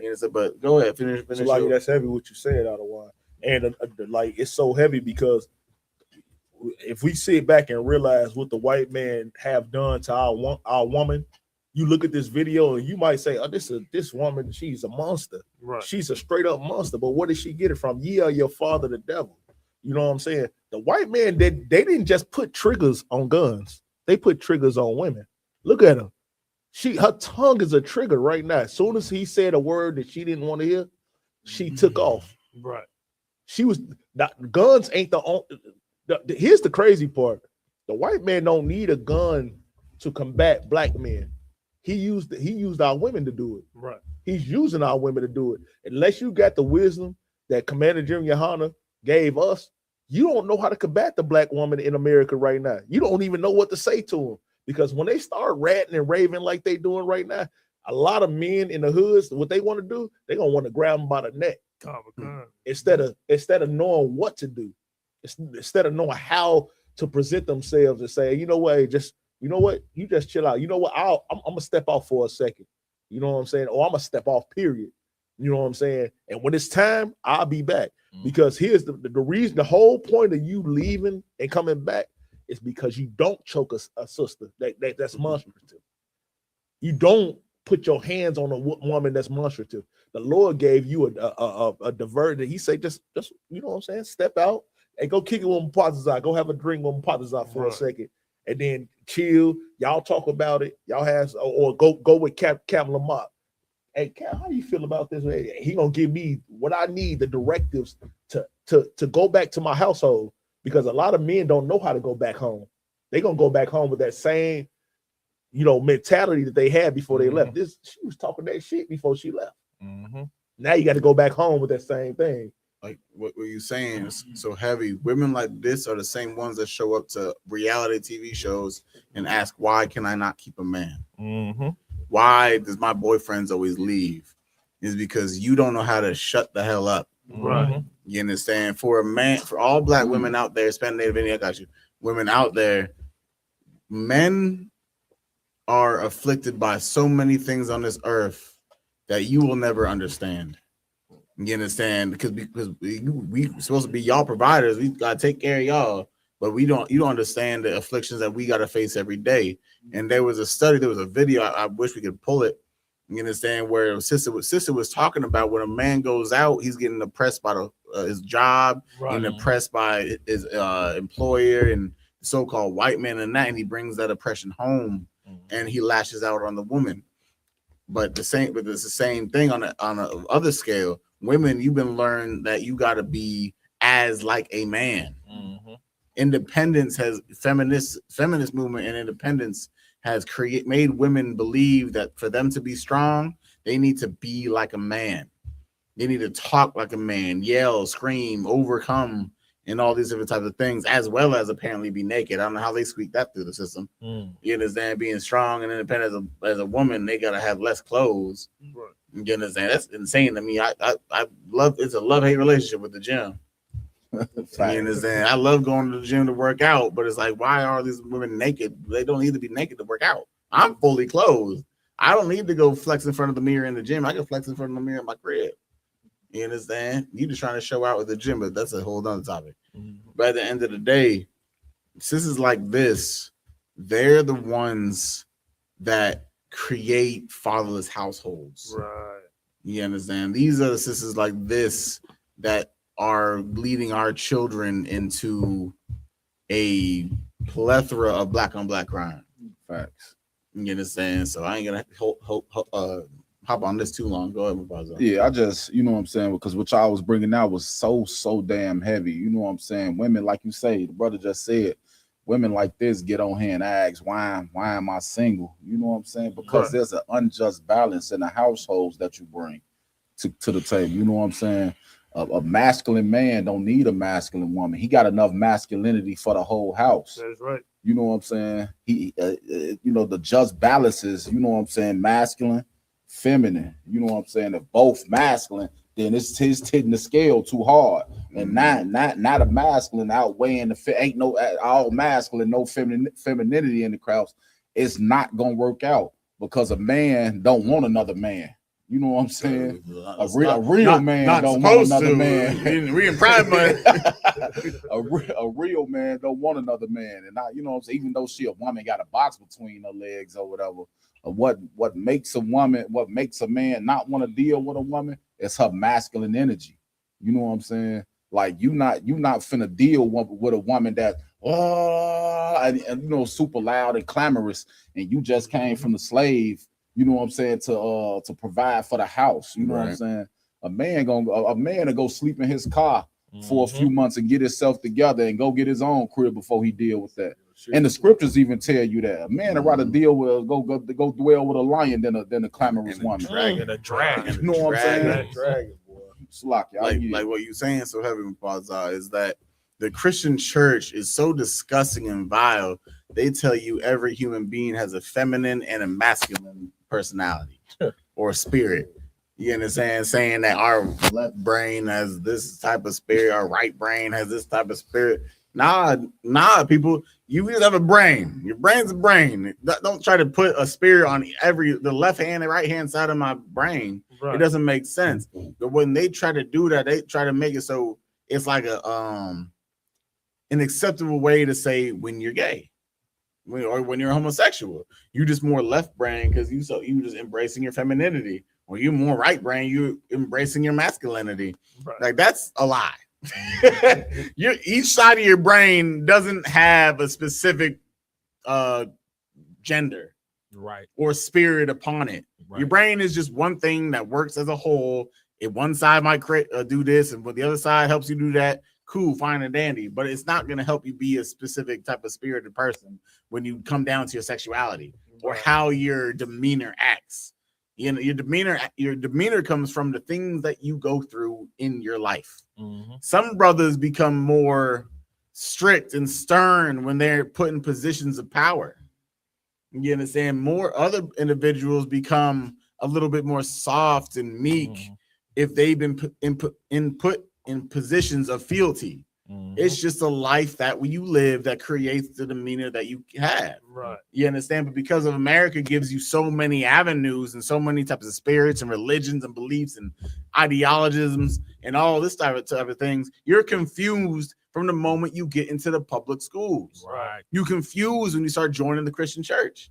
You're confused when you go to the Roman Catholic Church and the Islam and Judaism, because they teach so much nonsense. You confuse 24/7, not knowing who the hell you are. Right. And that comes from where? Captivity. Being a slave to the people that enslaved you, and still in 2026 believing that you're free, which we're about to get into in a minute. You know, that's what causes these discrepancies. Right. You understand? So I got two more brothers. We're gonna move on to the next. He has his hand up first because I want. We'll move on to the next. Chris, I know you want to move on, but let me get the scripture real quick in the point on Google. Okay. Turn this into class. Oh, no, that's cool. Go ahead. Ecclesiastes, with your gracious. I know you're trying to get the scripture. All right. Ecclesiastes 42:14. Better is the churlishness of a man than a courteous woman. A woman, I say, which bringeth shame and reproach. Now, the definition of churlishness, the quality of churlishness is the quality of being boorish, surely, or deliberately rude and mean-spirited. That's what that sister has on her. And you know why? And you know why this sister had that type of spirit? It kind of it works into Keziah one scripture he wants to pull as well. The reason this is the fact of the matter is because the Christian church is focused on gaining women. Right. You understand? They make everything look nice and purple and loving and, you know, oh so mean and harmonizing with the music, the flowers, the fruit platters and all this nonsense. It's been a long time since I've been in the Christian church. I forgot how they do that. You understand? I'm glad I am in there, but I know that's what they used to do. You understand? They used to have us go play hide and seek, and hide and seek. I remember this. Hide and seek was when I could get free with the sisters. Catch a girl free, girl. Yeah. Go hide from the pastor. Mm-hmm. I'm becoming a man at a young age. Go ahead. If I make, we play the last finish it. We'll finish it. Play your scripture. I had a comment real quick because you said something that I wanted to hit on real fast. It's quick though. Okay. I said KKK, not Ku Klux Klan. No, you know what? Let's play the video. Yeah, I'll wait. You bring it out before you read the scripture, and then we wrap it up. Yep. It's making sure you understand that when a woman has a vision and a plan for where she want to go in her life, she don't need a man telling her, "Oh no, you don't need to go on." She can do it in the inside voice. She don't need to go on. She can talk in the inside voice. Yeah, what's wrong with the regular voice? She can talk in the regular voice. When a man talk loud, he's confident.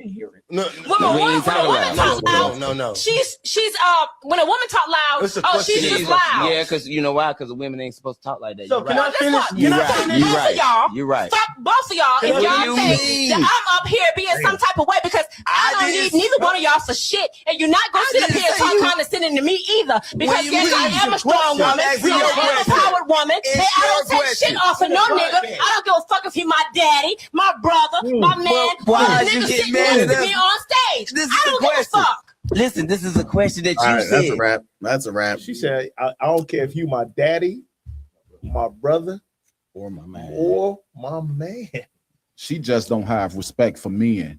You know what I'm saying? She one of these women that's not gonna have respect for a man, no matter who it is. You know what I'm saying? Right. She don't care. She feel like she is the man. because of the spirit, because of the feminine energy on her. You know what I'm saying? But I guarantee she don't got you, no. I mean, because of the masculine feminine. energy on this. Salakia. I meant masculine. But I guarantee you, she up in that church every fucking Sunday. Right. Salakia. If I may, so my comment, and I'm happy Ramwan said play that extra part because it goes perfect with the comment I was gonna have. God is a man of war, right? And that war is masculinity, right? And masculinity can't have masculinity in the same room where they're gonna go to war with each other, especially when it comes from a female. Like, you know, in this instance, she's trying to be as masculine as the man is, and what it's becoming is a headbutting contest, right? Right. So this is the reason why I say that, you know, women are so foolish to think that you can ever have this clash with men and actually win. Right, because the one thing that the Lord made women that men shouldn't be, but they are in today's time, even though they shouldn't be, they're not naturally this way, is emotional. And anything that you say to them, they're gonna go off the edge. This Ramawan said this earlier. When you get in a fight with a woman, what is the best scenario? That's that man having the knowledge of leaving, because a woman is like a child. Right. She's never gonna submit to, okay, you won. In today's time, you gotta make sure that's correct. In today's time, they tell the man just leave and, you know, let it be passive aggressive. That make that known. As a real man, you don't yield to no bitch. Right. If I may, you don't yield to no woman and all this clamorousness and all this yelling and loud and boisterous. If you a man, you want to be the ruler of your household, you don't just be passive aggressive. Take it at that. Leave the house, because once you leave the house, she won. Right. She became the dominator of that household. I'm just letting that be known, because if we say anything other than that, we are not follow the way we need to follow. Your hand don't need to be up. I got you. You understand? That's what I'm saying, because what he's saying is right. But I have to make sure, like, today's time, America and all, you know, therapists and all that will tell you, if she getting like this, just leave the house, go take a break, let her cool down. But that's not how you operate. You understand? You can't just let her punk you like that as a man, and then just expect it to just go be hunky dory after the fact. Why? Because it means you're allowing the act. You understand? Most men, they don't have the fortitude to go back to that house. Even if they leave, they don't got the fortitude to go back to the house and hash out the problem, because they don't want to hear the same nonsense they just heard. You understand? If you do leave the house, now, you know, certain circumstances might allow or say that it might be the right move, but at the end of the day, it has to be addressed. You can never just let things be. They call it bygones be bygones. Right. That is the most evil thing in the world, because you cannot do that. Right. The scriptures say, "Let thy brother go to thy brother alone." You understand, and hash out the problem. Brother and brother can apply to woman and woman. Brother and brother can apply to brother and wife as well, or brother and woman as well. Right. If a woman and sister, if anyone offends thee, you understand, you got to hash it out. He and him alone, or them and them alone. A husband and wife is the same thing. You have to talk about the things that the other has offended you in. Right. Regardless, if you flee, you flee. I won't flee. I'm not him to flee. If she wants peace in her house and she's caused the problem, she best leave and come back to me to talk about the problem. I'm gonna be the one in the house. She can go to mom's. I'm not going to my mom's. I'm not a child. You understand? I'm the ruler of this house. I'm not leaving my castle. That's just me. I'm not saying be like me. A lot of people can't be like me.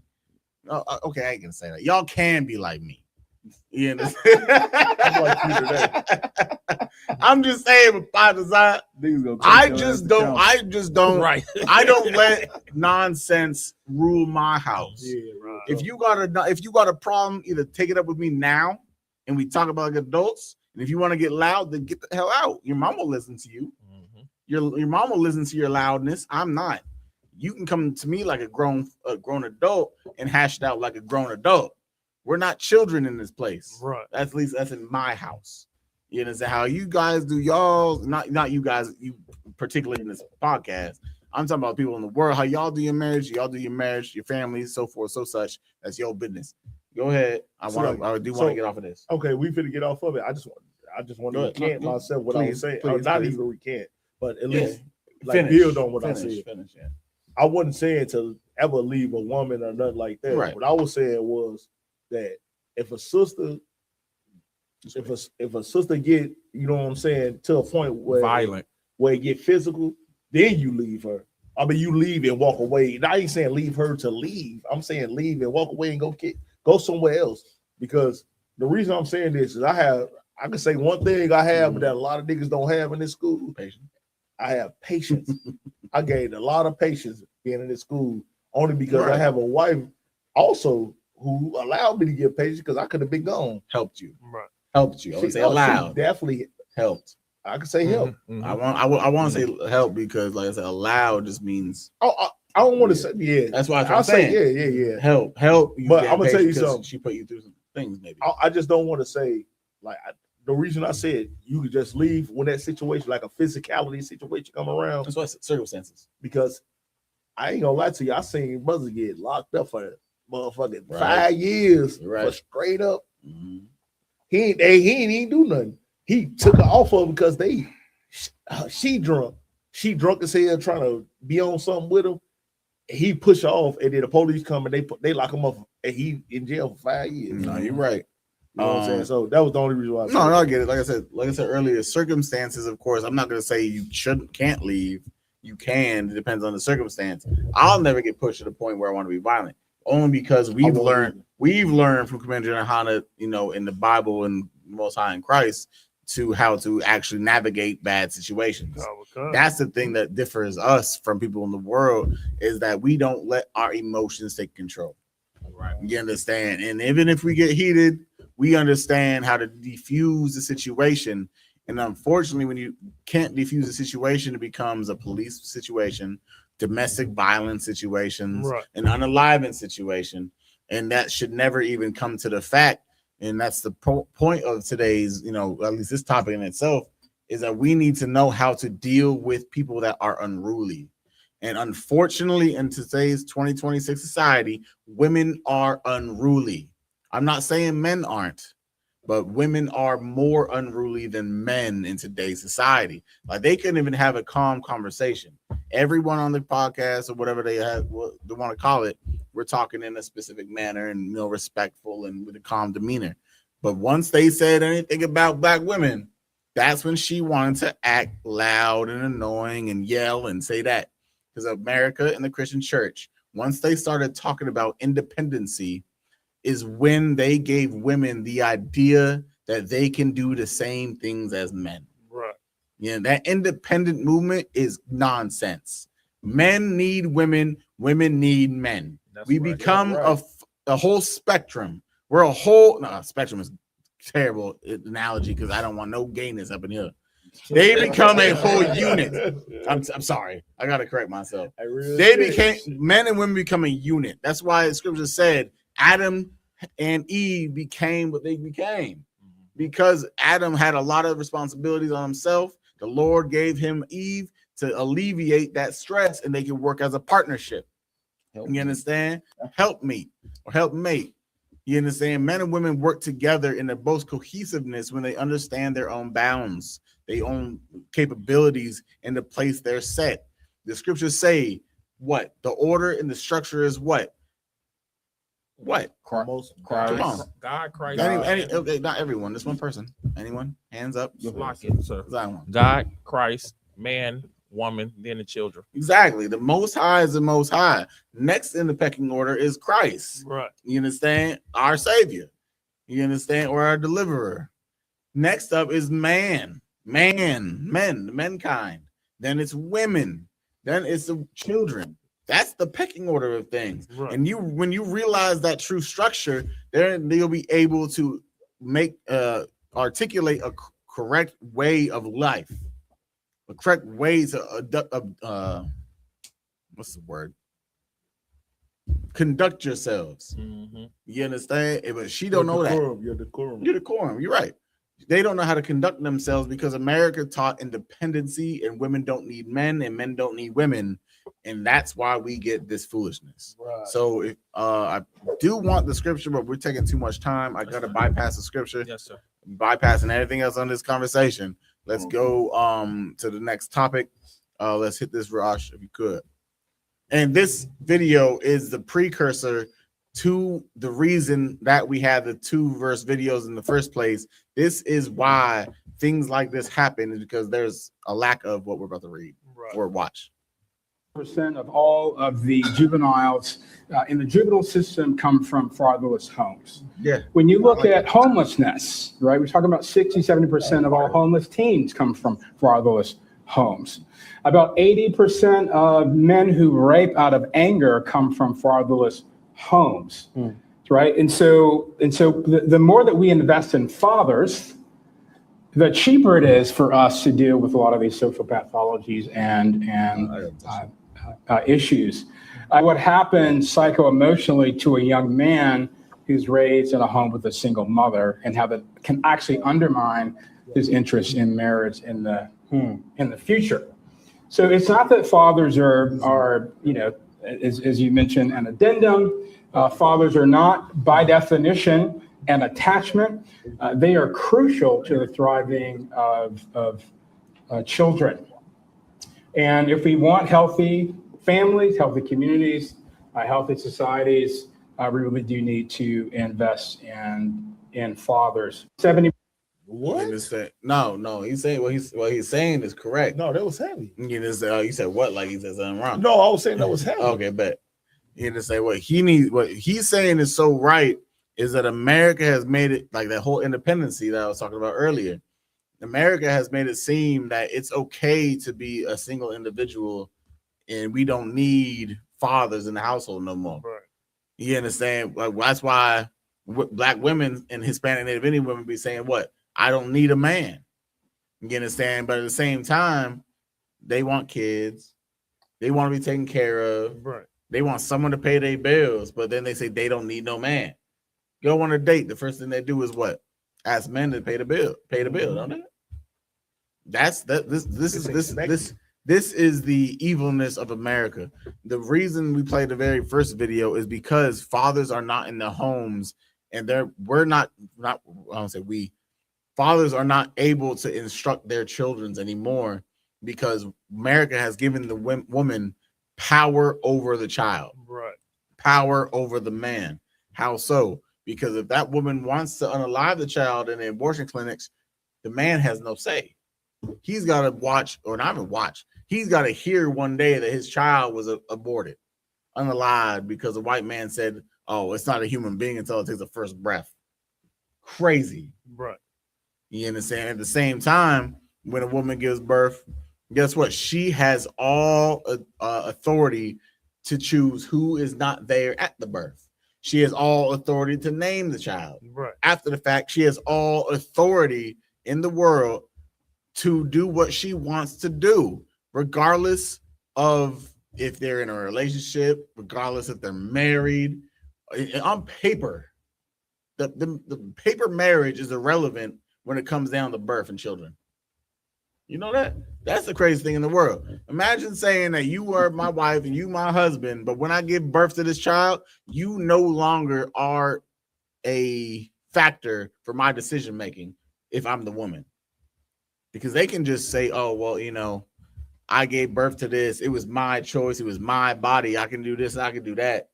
You understand? I can choose if I want you around anymore. But even though when a woman doesn't want the man around anymore, she can make sure to get his money. You can't see your child, but you're still gonna pay for this child. You understand? And that's why the so-called white man is such a bastard he is, because now he's got women believing they don't need men, but so they can get Section 8. Right. So they can get welfare, so they can get WIC, so they can get child care, they can get subsidized daycare and stuff like that, as long as the man is not in the house. You understand? So women say, "Well, okay, I see all these benefits, so why is having a man a benefit? Why would this nigga that's going to work a 9 to 5 at McDonald's, how is he benefiting my life? because without him, I won't have rent. Without him, I won't have welfare or link or things of this nature or free daycare or subsidized daycare. But if I have this guy, I will never get any of these benefits. A white man has made the benefits more appealing to the women than the man in the house for her and the child, because money has become her ruler. Things that make her life easier without having to do anything for it or submit to anyone for it, in her eyes, makes it the better option. Right. So, like, if I may, sir, go ahead. And I got you. We got to fight as black and Hispanic men. We got black and brown men. We got to fight for everything the white man get for free. That's right. They get it for free. So, like, I hope y'all like capture that. Like, we got to fight. Black and Hispanic men got to fight for everything the white man get for free. Our kids, we got to fight for our kids. The white man get them for free. Our women, we got to fight for them. White man get them for free. Everything we ever, our mothers, our fathers, we got to fight for the motherfuckers. Guess who get them for free? They get them for free. Everything we ever do as a black and Hispanic man in this in America, we gotta fight for it. Where everybody else get it for free. This the land of the free, right? It's the only problem is it's freedom for a certain amount of people. Chinese are so good. Look, I just watched a video right now. I watched a bunch of black people get their feet done after this motherfucking case that we just went over two weeks ago. We just went over. It's a bunch of black old women too. It's the older women too. Always. And I'm sitting here saying, how could you sit here and get your feet done by some Asians? And okay, it wasn't them Asian, but it was Asian. Right. But ask the ones who dropped the bomb on Nagasaki and Hiroshima. Do they care what kind of American it was who dropped the bomb? What kind of American did it matter to them? You get what I'm saying? Yeah. Like they dropped a big ass bomb on Hiroshima and Nagasaki. If I'm saying that right, I might be saying it wrong. Hiroshima. Hiroshima is a place that's irrelevant. And dropped the big ass bomb on there. You think they saying, "Hey, you're a good American," but him, I don't like him. No. Right. We so destroyed in our mind. We sit here and look at this video, all the videos that we see. Like, I love the way you just broke that down. Right. When we sit here and look at these videos, the main point about everything is Commander Junior Honda is trying to teach black and brown people how to love themselves more. Like we morally fucked up right now. And I don't want to say the word fucked up. Too late. You just said I said it already. Three times. I don't want to say that word, but I did. But I don't want to, like, we morally messed up because black and brown people love each other more than anybody on this earth. But we've been deceived.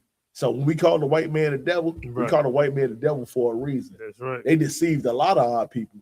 Now it's up to, of course, all us, Commander Junior Honda, ISUBK, you know what I'm saying, Captain Lamont, Yala, who's one of the hardest niggas I know in this world, pause. But I had to say that. I'm bringing it to the new world. But leave this podcast out of this. but what you're saying so heavy over one is that at the end of the day is like every other race of people on this earth, they don't discount the fathers in the home. They never do. America makes sure to impose the authority that black man in the home is the problem. You understand? But now we waking up slowly but surely to, because like back in the 60s, we didn't have this problem. 50s and 60s, we were flourishing when the black man was in the home. We didn't have the LGBT community running around. Our kids weren't selling drugs on drugs and stuff like that and beating each other up and doing all these evil acts upon one another because we had the disciplinary factor in the house, which is the father. Unfortunately, women, sisters, you were not given the type of ability to discipline a child to keep them away from doing things they should not do. Right. Yeah, That's just the fact. That's why, like, when I go home and my wife says to my son, I'm gonna say, don't do this or don't do that. You know, and he don't listen to her. All I gotta do is say, hey, things change in the house. Because unfortunately, children don't respect the authority of their mothers. Right. They don't. They will listen. You know, when they will listen, they'll listen to the things that make them feel good. You know, come on, we're going to school, little kids. Put on your clothes. Here's this. Here's a snack. Here's some food. Here's a dinner. Here's some juice. Here's a snack. They'll listen to all the good things. But when it comes down to saying, don't do this and don't do that, they don't listen to mom. Right. Mom got to threaten them with a switch or a belt or physical violence. And even if that's the case, they majority of the time don't listen. At least mine don't. Not to the mom. They got to wait until they hear dad's bark. You know, they need to hear, hey. That's right. That's the fact. And I don't got to say what the hell to do. I just say, hey, the world shakes in their life. The world shakes. Everything changes in their life because the bite and the authority of a man is what gives children the discipline in their lives. Yeah, right. And once you take that discipline or that father out their lives, or don't even give them that figure, that's when we have the rainbow community. Right. That's when we have boys running around stealing and robbing and on drugs because they've never been told to the degree or given the punishment or authoritative standpoint that they cannot do specific things. And if they do, they're going to suffer because with mom, they've never suffered. Right. You know how many videos you watch of young black Hispanic Indian kids biting back against their moms, putting hands on their moms? Try to put your hand on dad. You can't, because dad's gonna teach you a different type of lesson. Mom, she's gonna run away and say, please don't. Cops called, now you're in jail for life.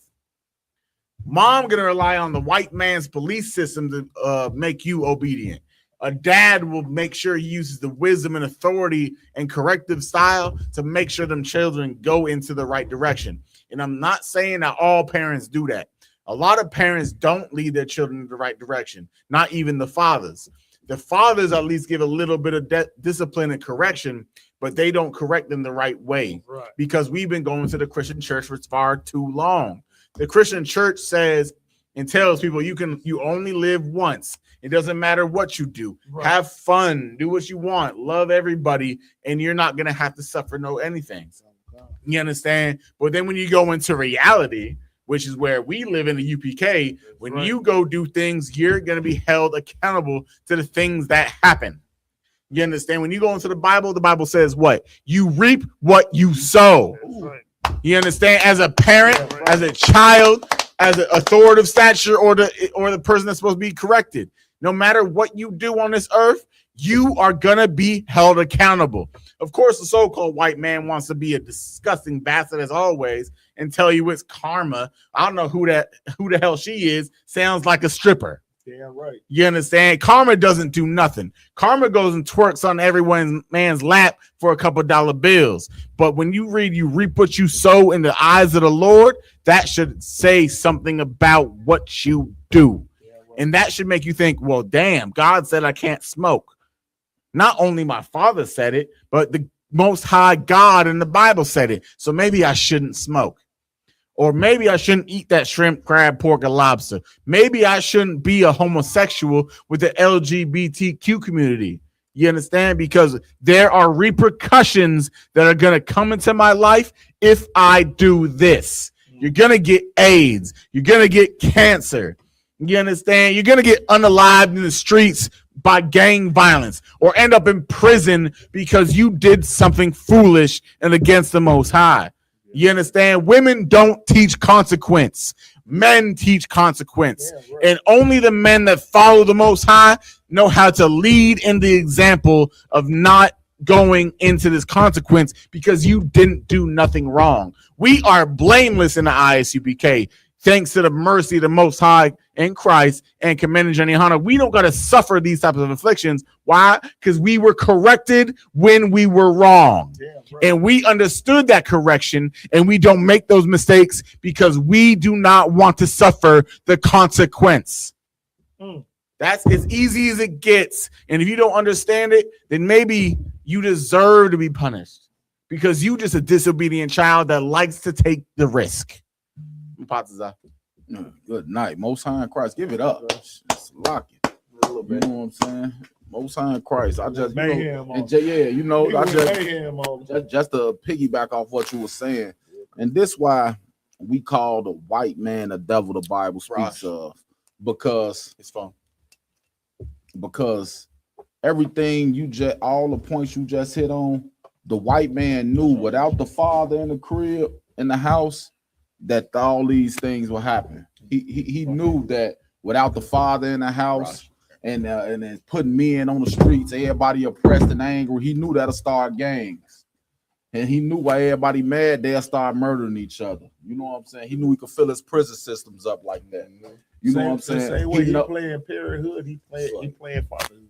Yeah, you know what I'm saying? He knew without the man in the crib, the woman wasn't gonna be able to do nothing with the children. Right. He knew he'll be able to control the children as well. You know what I'm saying? He could put his LGBTQ agenda on the crib because the man out there to tell him, nigga, my kid ain't. You know what I'm saying? I done told my girls and do it. I'm a man of 10 children. I done told my youngest was 8 years old, Matuzalum. I done told if you ever bring a man anywhere near me, I'm gonna smack the dog shit out you. You know what I'm saying? And I mean, but I meant that. You feel me? Don't call yourself my son. You don't have a daddy at this point in time. And I said the same things with my girls. You tell me you gay, try to bring another woman, I'll spit in your damn face. Now, what you saying? Like, so, when you say what you're saying is heavy in the part of when the child disobeys the parent, that or specifically the father, that's when the father or the parent needs to be very strict on that child. And they keep disobeying you, they get cut off. How do we know that's the proper way to do it? Because the Lord used to cut off Israel, blacks and Native Indians, away from him. That's why we're trying so hard to get back close to his grace, right back close to what he does, you know, and who he is. Because we've been such a disobedient child, we've separated ourselves from our father. And when we separate from ourselves, from our father, we start falling ill to all the things that are going on to the earth. We fall into the wickedness of the homosexuality movement. We fall into the weakness of cancer and AIDS and disgustingness, things that happen, all because we don't listen to God. Right. The Christian church has told us this: we don't got to follow God's laws no more. That's a problem. When you go read into this Bible, the Lord says, if you follow my laws, statutes, and commandments, all these blessings will come upon you. But if you don't follow my commandments, you will be cursed in all these ways. Right. We've been cursed in America for far too long. Right. You understand? And anyone with any common sense and any type of life sustainability, they need to understand that following the Lord's laws is the only way we can survive here in America and across the globe. You understand? So, Raj, let's hit the next one. If we could, I believe it's the article. You understand? Go ahead, Ramon. You want to break down what we're about to go into? Yeah. 4. No, we should be at number 4. The article. Yeah, we should be at number 4. No. On his. Yeah, I'm saying. But you are the one that usually can bring up the topic. So no, it's because it's a. Okay, I'm saying. You bring him out. He read it. Okay. This the topic of Abraham Lincoln. Salakia, sir. You're right. This the topic of Abraham Lincoln article, not freeing slaves. All right. Yep, kind of. This is the quote that comes from Abraham Lincoln's public letter to the New York Tribune editor Horace Greeley, written on August 22nd, 1862. If I may, do you want to give a breakdown of what it's going to talk about before you read it? Yeah, of course, Today we celebrating Juneteenth. This is kind of a breakdown of the letter that was sent, and it was actually sent on the same day of it was drafted on the same day of the Emancipation Proclamation. Right. That it pretty much goes over that Abraham Lincoln really didn't care for freeing the slaves. He really wanted to do was unify the North and the South. So this is piggyback before we go in. So anyone that didn't understand, because I want to use big elaborate words, is he's an intellectual type of fella. You understand? You don't give a lot of compliments. So I'll take it back later on. That was a compliment. And so he was intellectual. That was just crazy work. But at the end of the day, you understand, this article is about to go show you that we celebrate Juneteenth in 2026, acting as if we were free and giving homage to Abraham Lincoln because he wanted to free the slaves or whatever the case may be.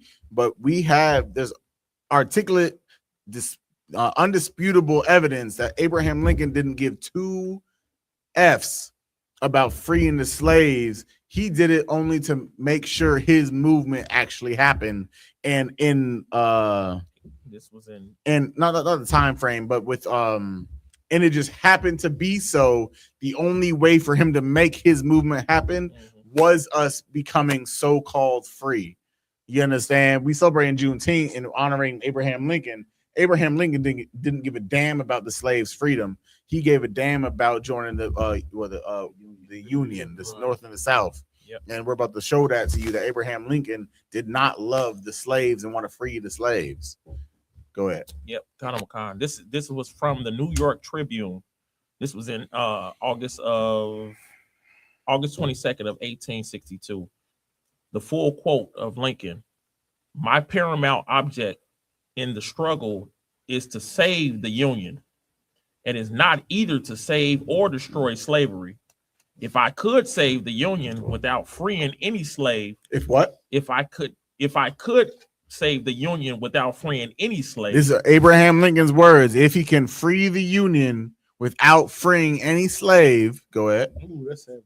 I would do it. He would do it, meaning that the only option he had was to free you. You understand? He just wanted to free the Union. You understand? But at the end of the day, the only way to free the Union was, unfortunately for him, to so-called free the slaves out of the physical bondage they were in. Please read. Slock it. And if I could save it by freeing all the slaves, I would do it. Go ahead. And if I could save it by freeing some and leaving others alone, I would also do that. Meaning he's saying that either way, no matter how type of way, form, or fashion, as long as he can get his argument across and accepted for the Union, it didn't matter the circumstances for the slaves.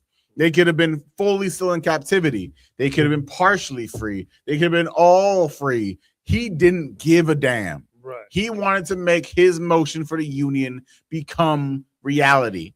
But unfortunately for him and white society, he had to let us go out of the chains because of whatever type of politics had to happen. They happened in that way.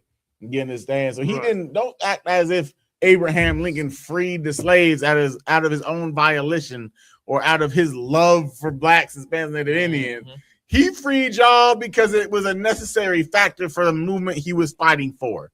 If in the paperwork or the contract or the political movements, I got you, he would have done it while keeping you in bondage. But unfortunately, because I don't know who knows politics, when you go to politics, it's all about what's written down in previous contracts or previous conversations. And things happen by a flip of a page, and they have to go in that manner because it's a letter of the law. The letter of the law has to go in a certain format to keep it as structured as it is. And when they put us in captivity, in the letter of the law, it said one thing.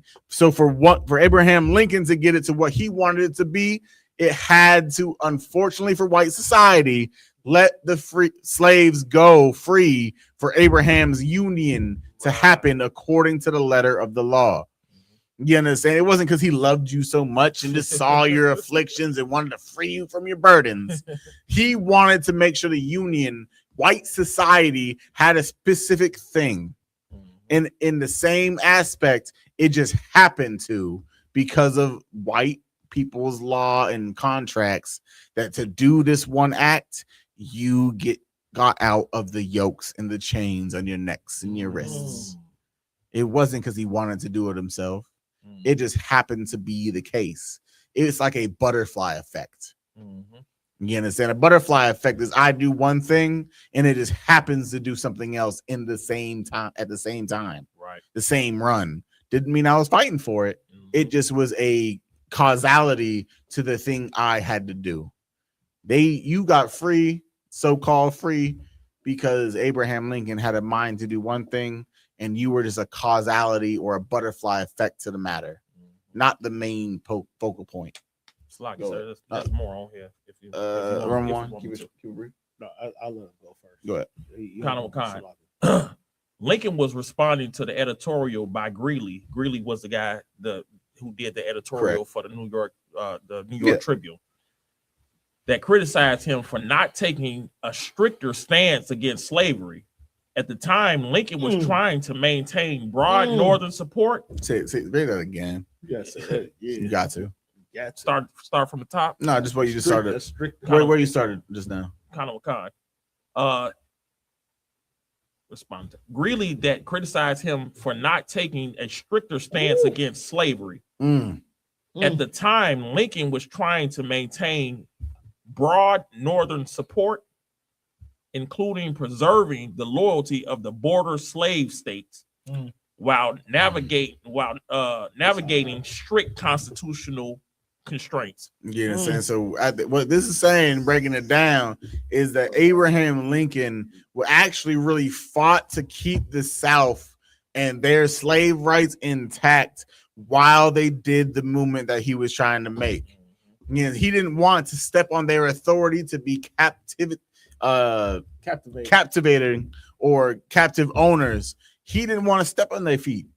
He was just trying to get his movement across without having to do that. And Greeley, his advisor, whatever the case may be, tried to help the matter go that way. But because of how the Constitution was written and all the laws and bylaws were written, it happened to be they couldn't do it the way they wanted to with getting the same results that they were fighting for. Right. So overall, they fought for what they were fighting for and said, I don't care about the repercussions. Repercussions was your freedom. They ain't care about the reproductions either. Yeah, well, I'm saying, like, they didn't care, but they would rather have done it without freeing the slaves, is what they're saying. They tried not to free you, or I'm gonna keep saying so-called free you because you ain't free right now in 2026. Right. But they tried not to free you, but because of how the white man's doctorates and constitutions and laws and bylaws and contracts work, the only way that they were able to make that happen was to make it so you ended up so-called out of your yokes of iron. You understand? Your servitude was lessened because of Abraham Lincoln's what's the word I'm looking for? Agenda. Perfect. So go ahead. I want to move on. The only reason I want to bring this out is because we talked about Juneteenth. And Juneteenth was what? The Emancipation Proclamation. Technically. I just want to bring this part of it out. Crucially, Lincoln wrote this letter when the draft of the Emancipation Proclamation was already sitting on his desk drawer. So he already had the Emancipation Proclamation, but at the same time, he was trying not to free you. You understand? He was really trying to fight against your so-called freedom, but he made sure that he was fighting for the South's right to keep you as slaves. You understand? The same document for the Emancipation Proclamation and his movement, or whatever the case may be, was on the table at the exact same time, but he chose one over the other, and he wanted to make sure his agenda followed through, because without his agenda following through, his presidency and his authoritativeness was not important enough, or was the important matter for the factor. You understand? Right. So is there any more on that? I would like to move on. If you No, all right, we can move let's grab the video, Raash, if you could. Now, of course, we're speaking about Juneteenth. We in Juneteenth 2026 right now, believing that we're so-called free and we're flying flat. What flag we flying? What flag we flying? Do we fly a flag for Juneteenth? Not the African flag. We fly the African flag. We fly a flag. I thought it was the African flag. I know Brazil fly, like Puerto Ricans fly Puerto Rico flag and all that. Talking. Oh, you gotta be dismissed. You be dismissed. But at the end of the day, you understand, every other nation or whatever the case flies a flag or whatever for their so-called freedom. Do we fly one? I don't celebrate Juneteenth. I think it's an African flag. We fly with a Nigerian flag. I've seen, yeah. You understand? All I know is that we in 2026 talking about freedom and this, freedom that, Juneteenth this, Juneteenth that, which is so lame as hell. Like, if you free, where is your land at? If you free, where is your community at? Because I know black people don't want to claim the ghetto. We don't want to claim the west side and south side of every metropolis in the United States of America, do we, Pazza? Hell no, we don't. So then what do we claim? What do we claim? We ain't claiming nothing. And this is what we about to talk about real quick. This is what y'all talking about us being free. It's just more civilized in 2026.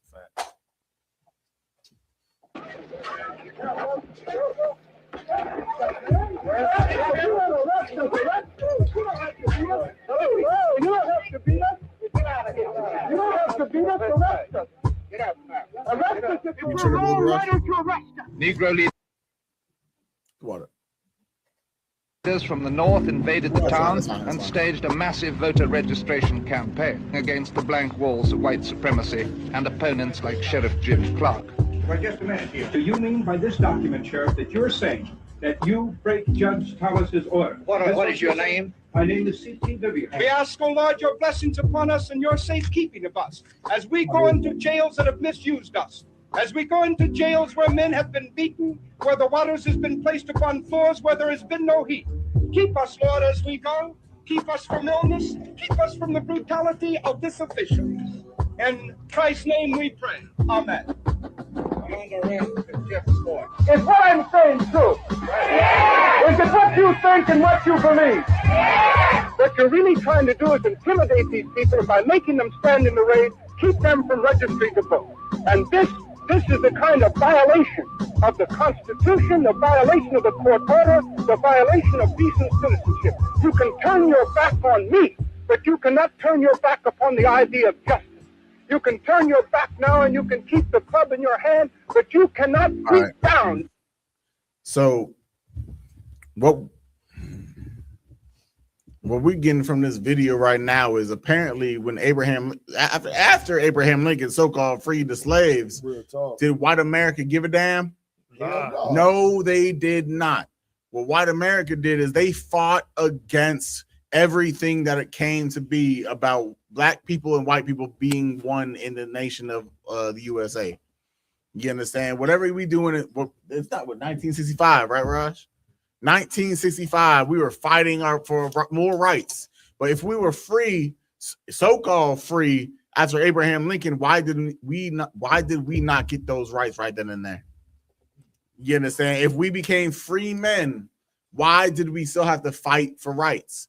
Because no matter what we did, we were still seen in America as less than a man. In the Constitution, we're black people, Hispanic, Native Indians, we 3/5 a man. Right. You understand? That's today.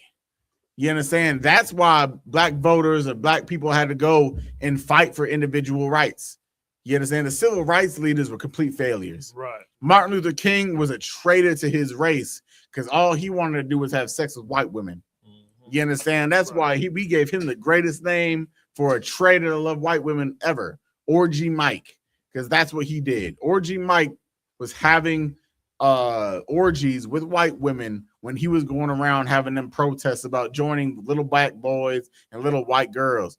Have you realized the words that he used? Little black boys and little white girls? Because ever since he was a little black boy, he wanted a little white girl. You understand? Martin Luther King was a traitor. And he realized that at the end before his untimely death, you understand, unalivened, he realized the mistake he made. That's why he said out of his own mouth, I feel like I led my people into a burning house. That, and it's so scripturally accurate because that burning house is America. Right. You understand? When the Bible talks about the eternal hell and the fire and all that, it's talking about the last days on this earth before Jesus Christ himself comes back and retakes and claims the Israelites, the blacks, Hispanics, Native Indians. When we get taken up out of this hellhole we've been living in, and we get saved from the untimely demise, you understand, that's coming and plaguing this place called America. That's right. Nuclear bombs and warfare is coming to America.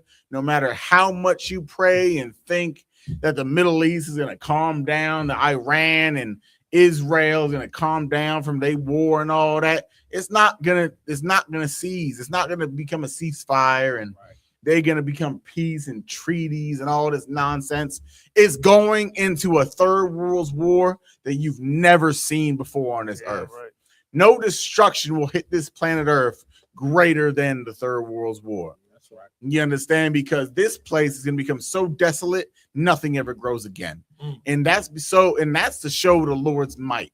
To show that all the prayers of the dead Israelites, all the work of the prophets of old, and all the things that we fought for damn near 2,000 years since Christ walked this earth will finally be established on this planet.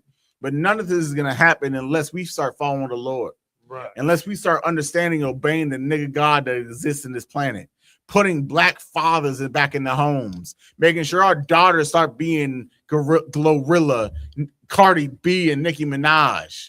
You understand? Where we make sure men become men again and not join the LGBTQ community. It's time to be a nation again. Right. Because the white man has dumbed us down, beat us out, and done all these evil atrocities to us. But we need each other in these last days. Right. You understand? The white man doesn't want you. We fought so hard to join the white man societies, and he didn't want us in the first place. Right. We talking about join, integration. At the same time, they saying segregation. Right. You understand? But the peon white people that hate black people so much, they had to accept the orders of their rulers. That's right. You understand? The upper class so-called white people, they decide what happens in America, and the rest of the racist peons that live in this place, they just had to submit to that decision. That didn't qualm or hide their racism. Their racism was never held. Their racism was never squandered or squashed. Their racism has just been more subtle. Because now they had to be joined with the Negroes they didn't want to join. That's right. With the Spics they didn't want to join. Right. You understand? With the savages they didn't want to join. But we want to love them oh so much because why the hell we want to love white people so much? Like, you think in America in 2026, black people, Hispanics, Native Indians will realize that the white man is the devil the Bible speaks of. That's right. And realize through history, that we have never been able to join with this race of people. And not only them, the Africans we've never been able to join hand in hand with. The Chinese, Japanese, and Arabs, we've never been able to join hand in hand with and be successful at our own standard. We had to conform to their way of belief. We had to conform to their way of thinking. We had to submit to them to get whatever crumbs they allowed us to have. Why can't we as blacks, Hispanics, and Indians be on the same level that they are as a nation and race of people? Right. Because they have all taken crafty counsel against us. They've all decided that the Israelites don't deserve to have any authority on this earth, because once they do, then they'll have to submit. Then they'll have to obey the nigga God in that Bible.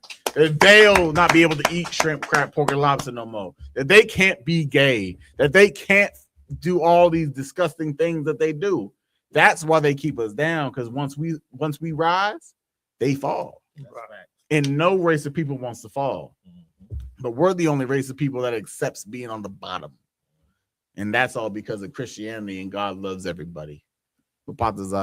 Connor with Khan, sir, Most High in Christ, because like just to piggyback off what you said, because it was so heavy. and you were saying like out of the white man's history, how could you still look at them as like these superior people? How could you still want to join in them?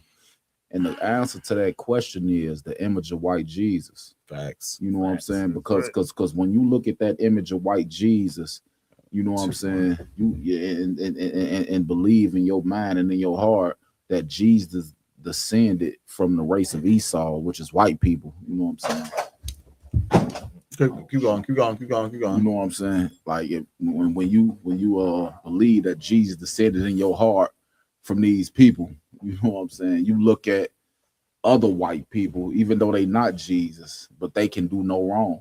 Right. You know what I'm saying? It's no matter what they do, 400 years of slavery, hella lynchings, gator kids and gator baby. It's nothing these people could do wrong to us, because when you look at this image of white Jesus, this is your savior. Right. You gotta allow whatever these people do to us. Right. You know what I'm saying? You gotta allow and accept it so you can one day go to heaven when you die. Like what you saying, when the white man, because the white man gave you the opportunity to live on this earth, you got to keep obeying him. That's the end all be all in Christianity. You know what I'm saying? Let's hit topic 6, Raj. You can play the video, but what's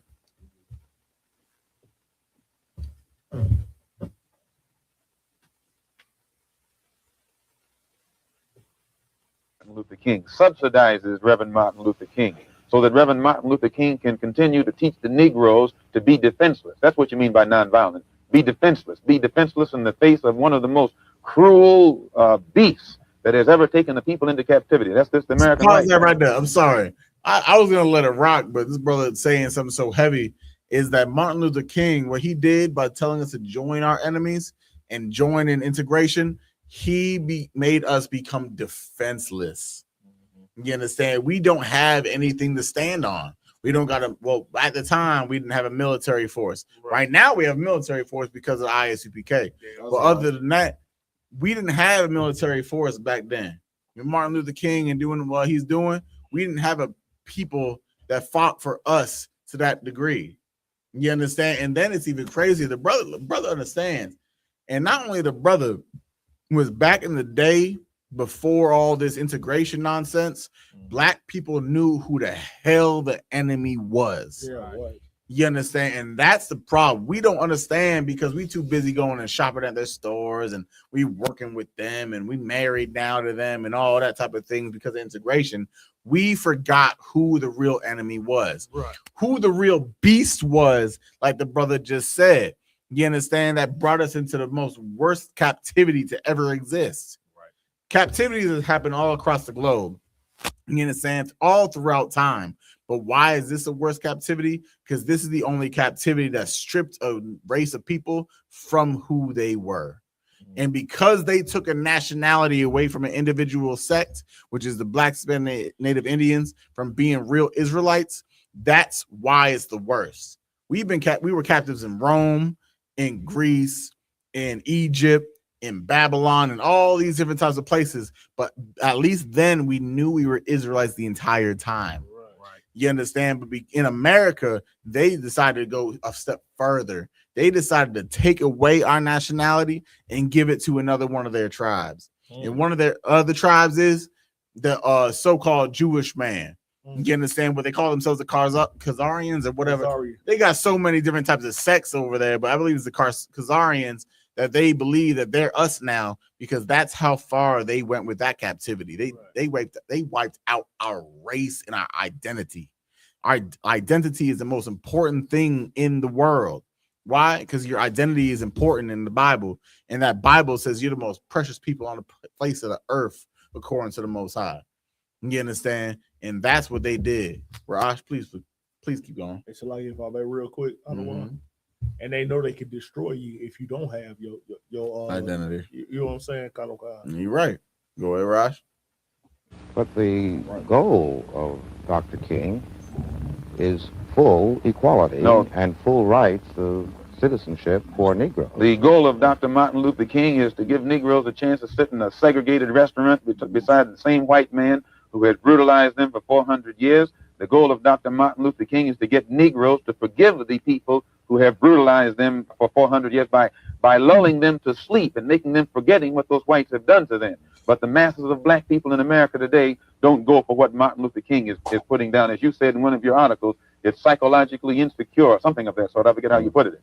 But you didn't endorse what Martin Luther King was doing yourself. I do not reject his goals of full integration and full equality rights for American citizens. Do you reject these goals? If you don't think that he's walking on the right road, I'm quite sure you don't agree that he'll get to the right place. This clip comes from... Man, I'm telling you, that this brother has some wisdom. You understand? He realized that Martin Luther King was a prop for the so-called white man. Right. Yeah, he was an implant to make sure to guide blacks and so-called black people into a worser state than we were beforehand. You understand? Because this is after Black Wall Street. You understand? This brother was probably about 30, maybe 30 so years old. So he knew that Black Wall Street was a successful place. He knew that all these things were better when we were segregated. And so he saw Martin Luther King's dream and all this nonsense of integration, the civil rights movement, as a complete farce and a hoax to trick black people into believing and trusting in the enemy that was our enemy for 300 years at the time. Like white people were our, go ahead, I got you. White people were our enemy for 300 odd years. And then just at a flip of a script, on a dime, because one man eradicated all the atrocities that they did to us, and now we're just friends. Right. Now we're just the same nation of people in the same roof, in the same house. Foolishness. Go ahead. No, I just had a question to ask. If I'm not mistaken, didn't Malcolm X sit in a few UPK classes before? If I'm not mistaken, I'm not. You're right. You know what I'm saying? You're right. I'm right. You're right. Okay. I think before he converged, he did have a couple classes. I believe like on his I double check. You understand? I won't put it out there though. Yeah, I double check, but at the end of the day, I believe you not wrong. I just don't want to give the time frame. You know what I'm saying? Because I don't know the time frame per se on my own behalf, but it had, of course, obviously before he perished. But it was around the times of his conversion to Islam, if I had to say. But we could just double check. Don't take my word at it right now. I'd rather just get the complete breakdown for the people that were actually around in that time. Right. You understand? So with that, that sounds like that. I want to say something, if I may, just real quick on the one they just did. Like Malcolm X made a good point. Not saying he didn't, you know what I'm saying? But another thing is it shows how then in the 70s, in the 60s and 70s, how much we're against each other. You know what I'm saying? I would hate to say like Malcolm X made a good point against Martin Luther King, because it really shouldn't have been there. It really should be, we should be on the same accord. You know what I'm saying? Yeah. Like, why shouldn't Malcolm and Martin? Just think about this. Like, if the compassion from Malcolm had the same fire from if the compassion from Martin had the same compassion as Malcolm, like you would have Commander Jimmy Yohana. The reason that these brothers couldn't be on the same accord because they didn't know what they were doing in the first place. Right. Martin was trying to be pro-black at the same time loving white people. Yeah. Malcolm couldn't be pro-black because he ended up trying to join Islam. You understand? Neither of them had a just or a strong foundation to justify anything when it came down to black people. You can't be in Islam and love black people. You can't be in the Christian church and love white people at the same time of loving black people. You want to know why? Because Christianity is white supremacy. Right. Islam is Arab supremacy. Buddhism is Chinese or Japanese supremacy. You understand? Amun Ra or whatever is African, is Egyptology is African worship. You understand? That's what these are. You can't be in any of these different sects and love blacks, Hispanics, Native Indians, because all of them have been taught to suppress and oppress the real Israelites, which are our people, Southern and Northern tribes. You understand? You cannot be in a religion and love black people. Hispanic or Native Indian people. You have to separate yourself from all the religions, from all the politics and all the integrations. It's time to be separatists. Right. Separatism is in the Bible everywhere.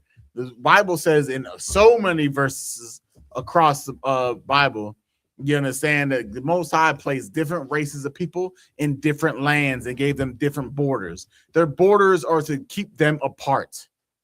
You understand that moving here, moving there, so we can all be in the same location is a farce. Right. It's against the Most High. That's the same way Babylon was. We all came together as races and love and all this nonsense. The Lord destroyed it. You understand? That's why he destroyed it, because there was too much intermingling of races of people. Right. And when you intermingle people, you intermingle gods. And when you intermingle gods, blacks and Hispanics separate themselves from the true God that exists, the God of the niggas. Damn right. You understand? And when that happens, we fall weak. We get oppressed. We suffer and die. That's why we cannot keep integrating with these people.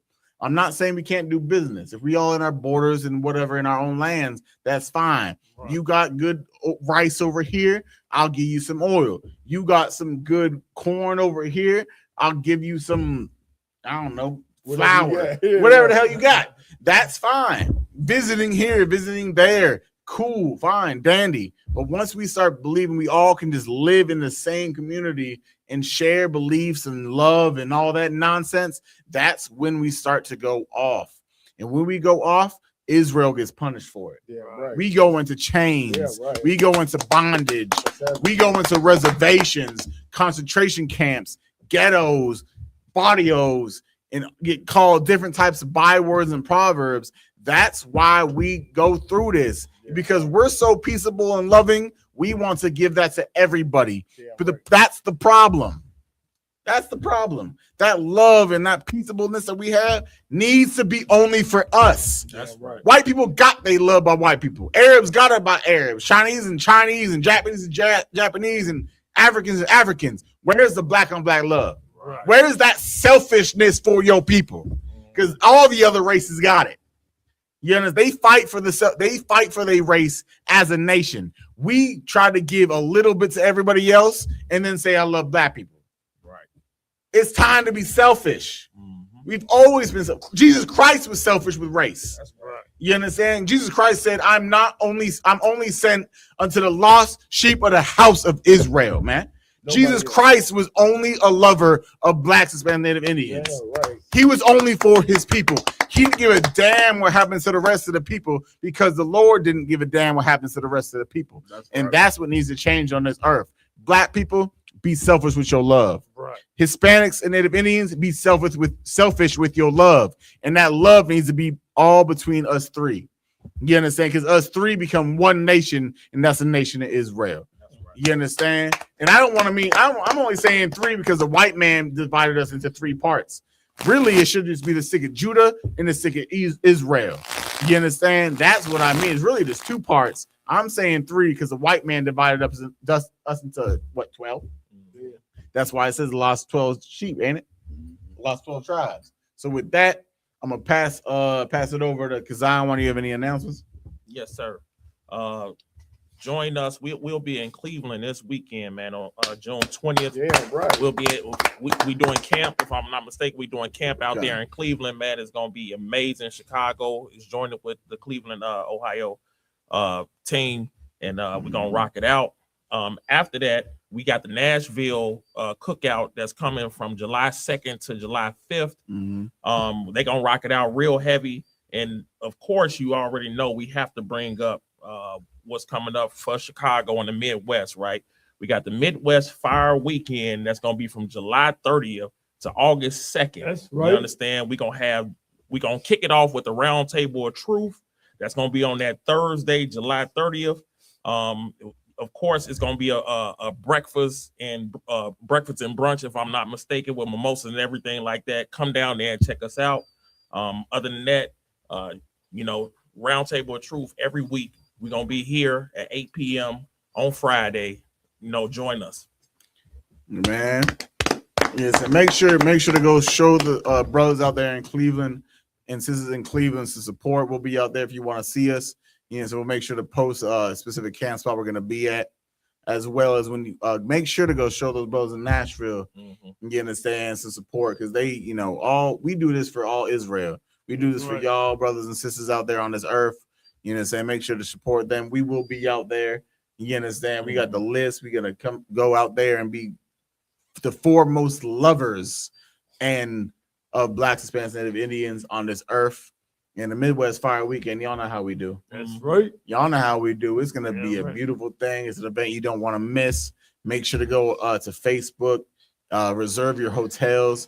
The hotels need to be reserved by, I believe, July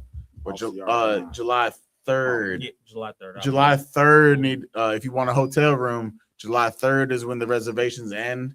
You understand? If you miss that, I pray for you. You understand? If you want to be a vendor at the Midwest Fire Weekend cookout itself, make sure to give Officer Mayad a call. Go to his Facebook. You understand? Hit him up if you want to sell your merchandise. You understand? And promote your businesses. We definitely want to see you there and everything like that. And lastly but not least, just make sure to join. You understand? Managing and Hana's town hall meeting on that Friday. Right. That's really the heaviest hitter over the weekend. You understand? 7 to 9, you'll find it. Just make sure to tune into that. If you can make it physically, that's gonna be the best thing you ever did in your life. I got the vendor's number too, if you want me to, for Mayad. Yeah, please put the vendor's number out there. For Officer Mayad, if you want to be a vendor for the Fire Weekend, it'll be 773-698-3365. 773-698-3365. Yeah, so you'll get all the information you need to decide if you want to do it or whatever the case may be. You know, I hope you do, and I can't wait to see y'all there. Damn right. Next up, give Kazai one hand. Then to my left, we got Officer 5000 Rum One. Anything to say? Yeah, just make sure y'all pay y'all tithes. You know what I'm saying? That's what drives this truth. Of course, I know Officer Captain Salakia, Captain a 10,000 yard Don ain't here today, but I am the second in command for that. So make sure y'all tune in and make sure if y'all want anything that y'all see on this on the podcast, y'all make sure y'all go into diversityball.com. You know what I'm saying? Get all the apparel. Real Nigga University is one of the hottest. I ain't gonna lie to you. It's one of the hottest, you know what I'm saying, things out here in this truth right now and in the world. There's niggas in the world, you know what I'm saying, that love the, you know what I'm saying, Real Nigga University. So make sure y'all tune in for that. Also, every single Friday at 8:30 p.m., we had the greatest podcast that in Chicago. Yeah, right. It ain't a podcast in Chicago that's better than this. It's the Round Table of Truth. You know what I'm saying? Captain Mawa Quad has built something that's so great, and I love it. You know what I'm saying? So y'all make sure y'all tune in to that too as well. And you know what I'm saying? That's it. That's all I got. Next, I got to the far right, Officer 1000 Mariah Allah. Anything to say? Kamikaze, if I could. So every Saturday, y'all know we have our Sabbath service, you know what I'm saying, from 10 a.m. to 12 p.m. You know what I'm saying? If we have camp, it's from 9 a.m. to 11 a.m. You know what I'm saying? So coming to you soon, we will have steak and eggs, you know what I'm saying? I might get my brother, Officer 1000 Mapadaza, come in and cook some breakfast, you know what I'm saying? The best cook in the Midwest, you know what I'm saying? If not on the planet. So once again, the Christian church doesn't teach you about your true nationality. So, true culture. Sunday is not the Lord's day. Give it us Saturday mornings from 9 a.m. to 11 a.m. If not, 10 to 12. If you're not coming to the Sabbath service, you know what I'm saying? You have to slave, meet us downtown where we have our camp at 401 North Michigan Avenue. But that's it. And then we got our officer from my far left, Officer 1000 Mapataza. Anything? If I could, sir. You know what I'm saying? Every Tuesday, tune into the Round Table True follow-up edition as well. Right. You know what I'm saying? Officer 1000 Ashaya and myself, we hold down a follow-up edition. You know what I'm saying? And we also accepting topics that our viewers would like for us to go over as well, just long as it is worthy, you know what I'm saying, of being went over. You know, as long as it is an issue that plagues the Black and brown community, we would go over it. You know what I'm saying? And we'll speak on that as well. Long as it is worthy of being spoken on. You know what I'm saying? Pay your ties to the ISUPK under Commander General Yohana. You know what I'm saying? The only real true men of the Lord. You know what I'm saying? Stop giving y'all money to these Christian churches. And y'all seeing what they doing with it. These niggas riding Bentleys and all type of stuff off y'all backs. You know what I'm saying? Give it to the men who actually out here putting in the work. You can see us out here feeding and clothing communities all over the United States. You know what I'm saying? With that, I yield. Man. And last but not least, Officer 1000 Raj Karab. Do you want to say anything? Or are you to what? You know what I'm saying? Well, make this brother, handle down the ones and twos all by himself tonight. Usually he has a team of 2 or 3. You get this dad. It just goes to show why he's one of the most exalted media men we have in the Israelite School UPK. You understand? I am captain of 10,000 Lamakiala in the place of captain of 13,000 Mao Quad for the round table of truth under Commander General Hana, the Most High and Christ. You understand? So we'll catch y'all next time, Israel. Shalom. Shalom.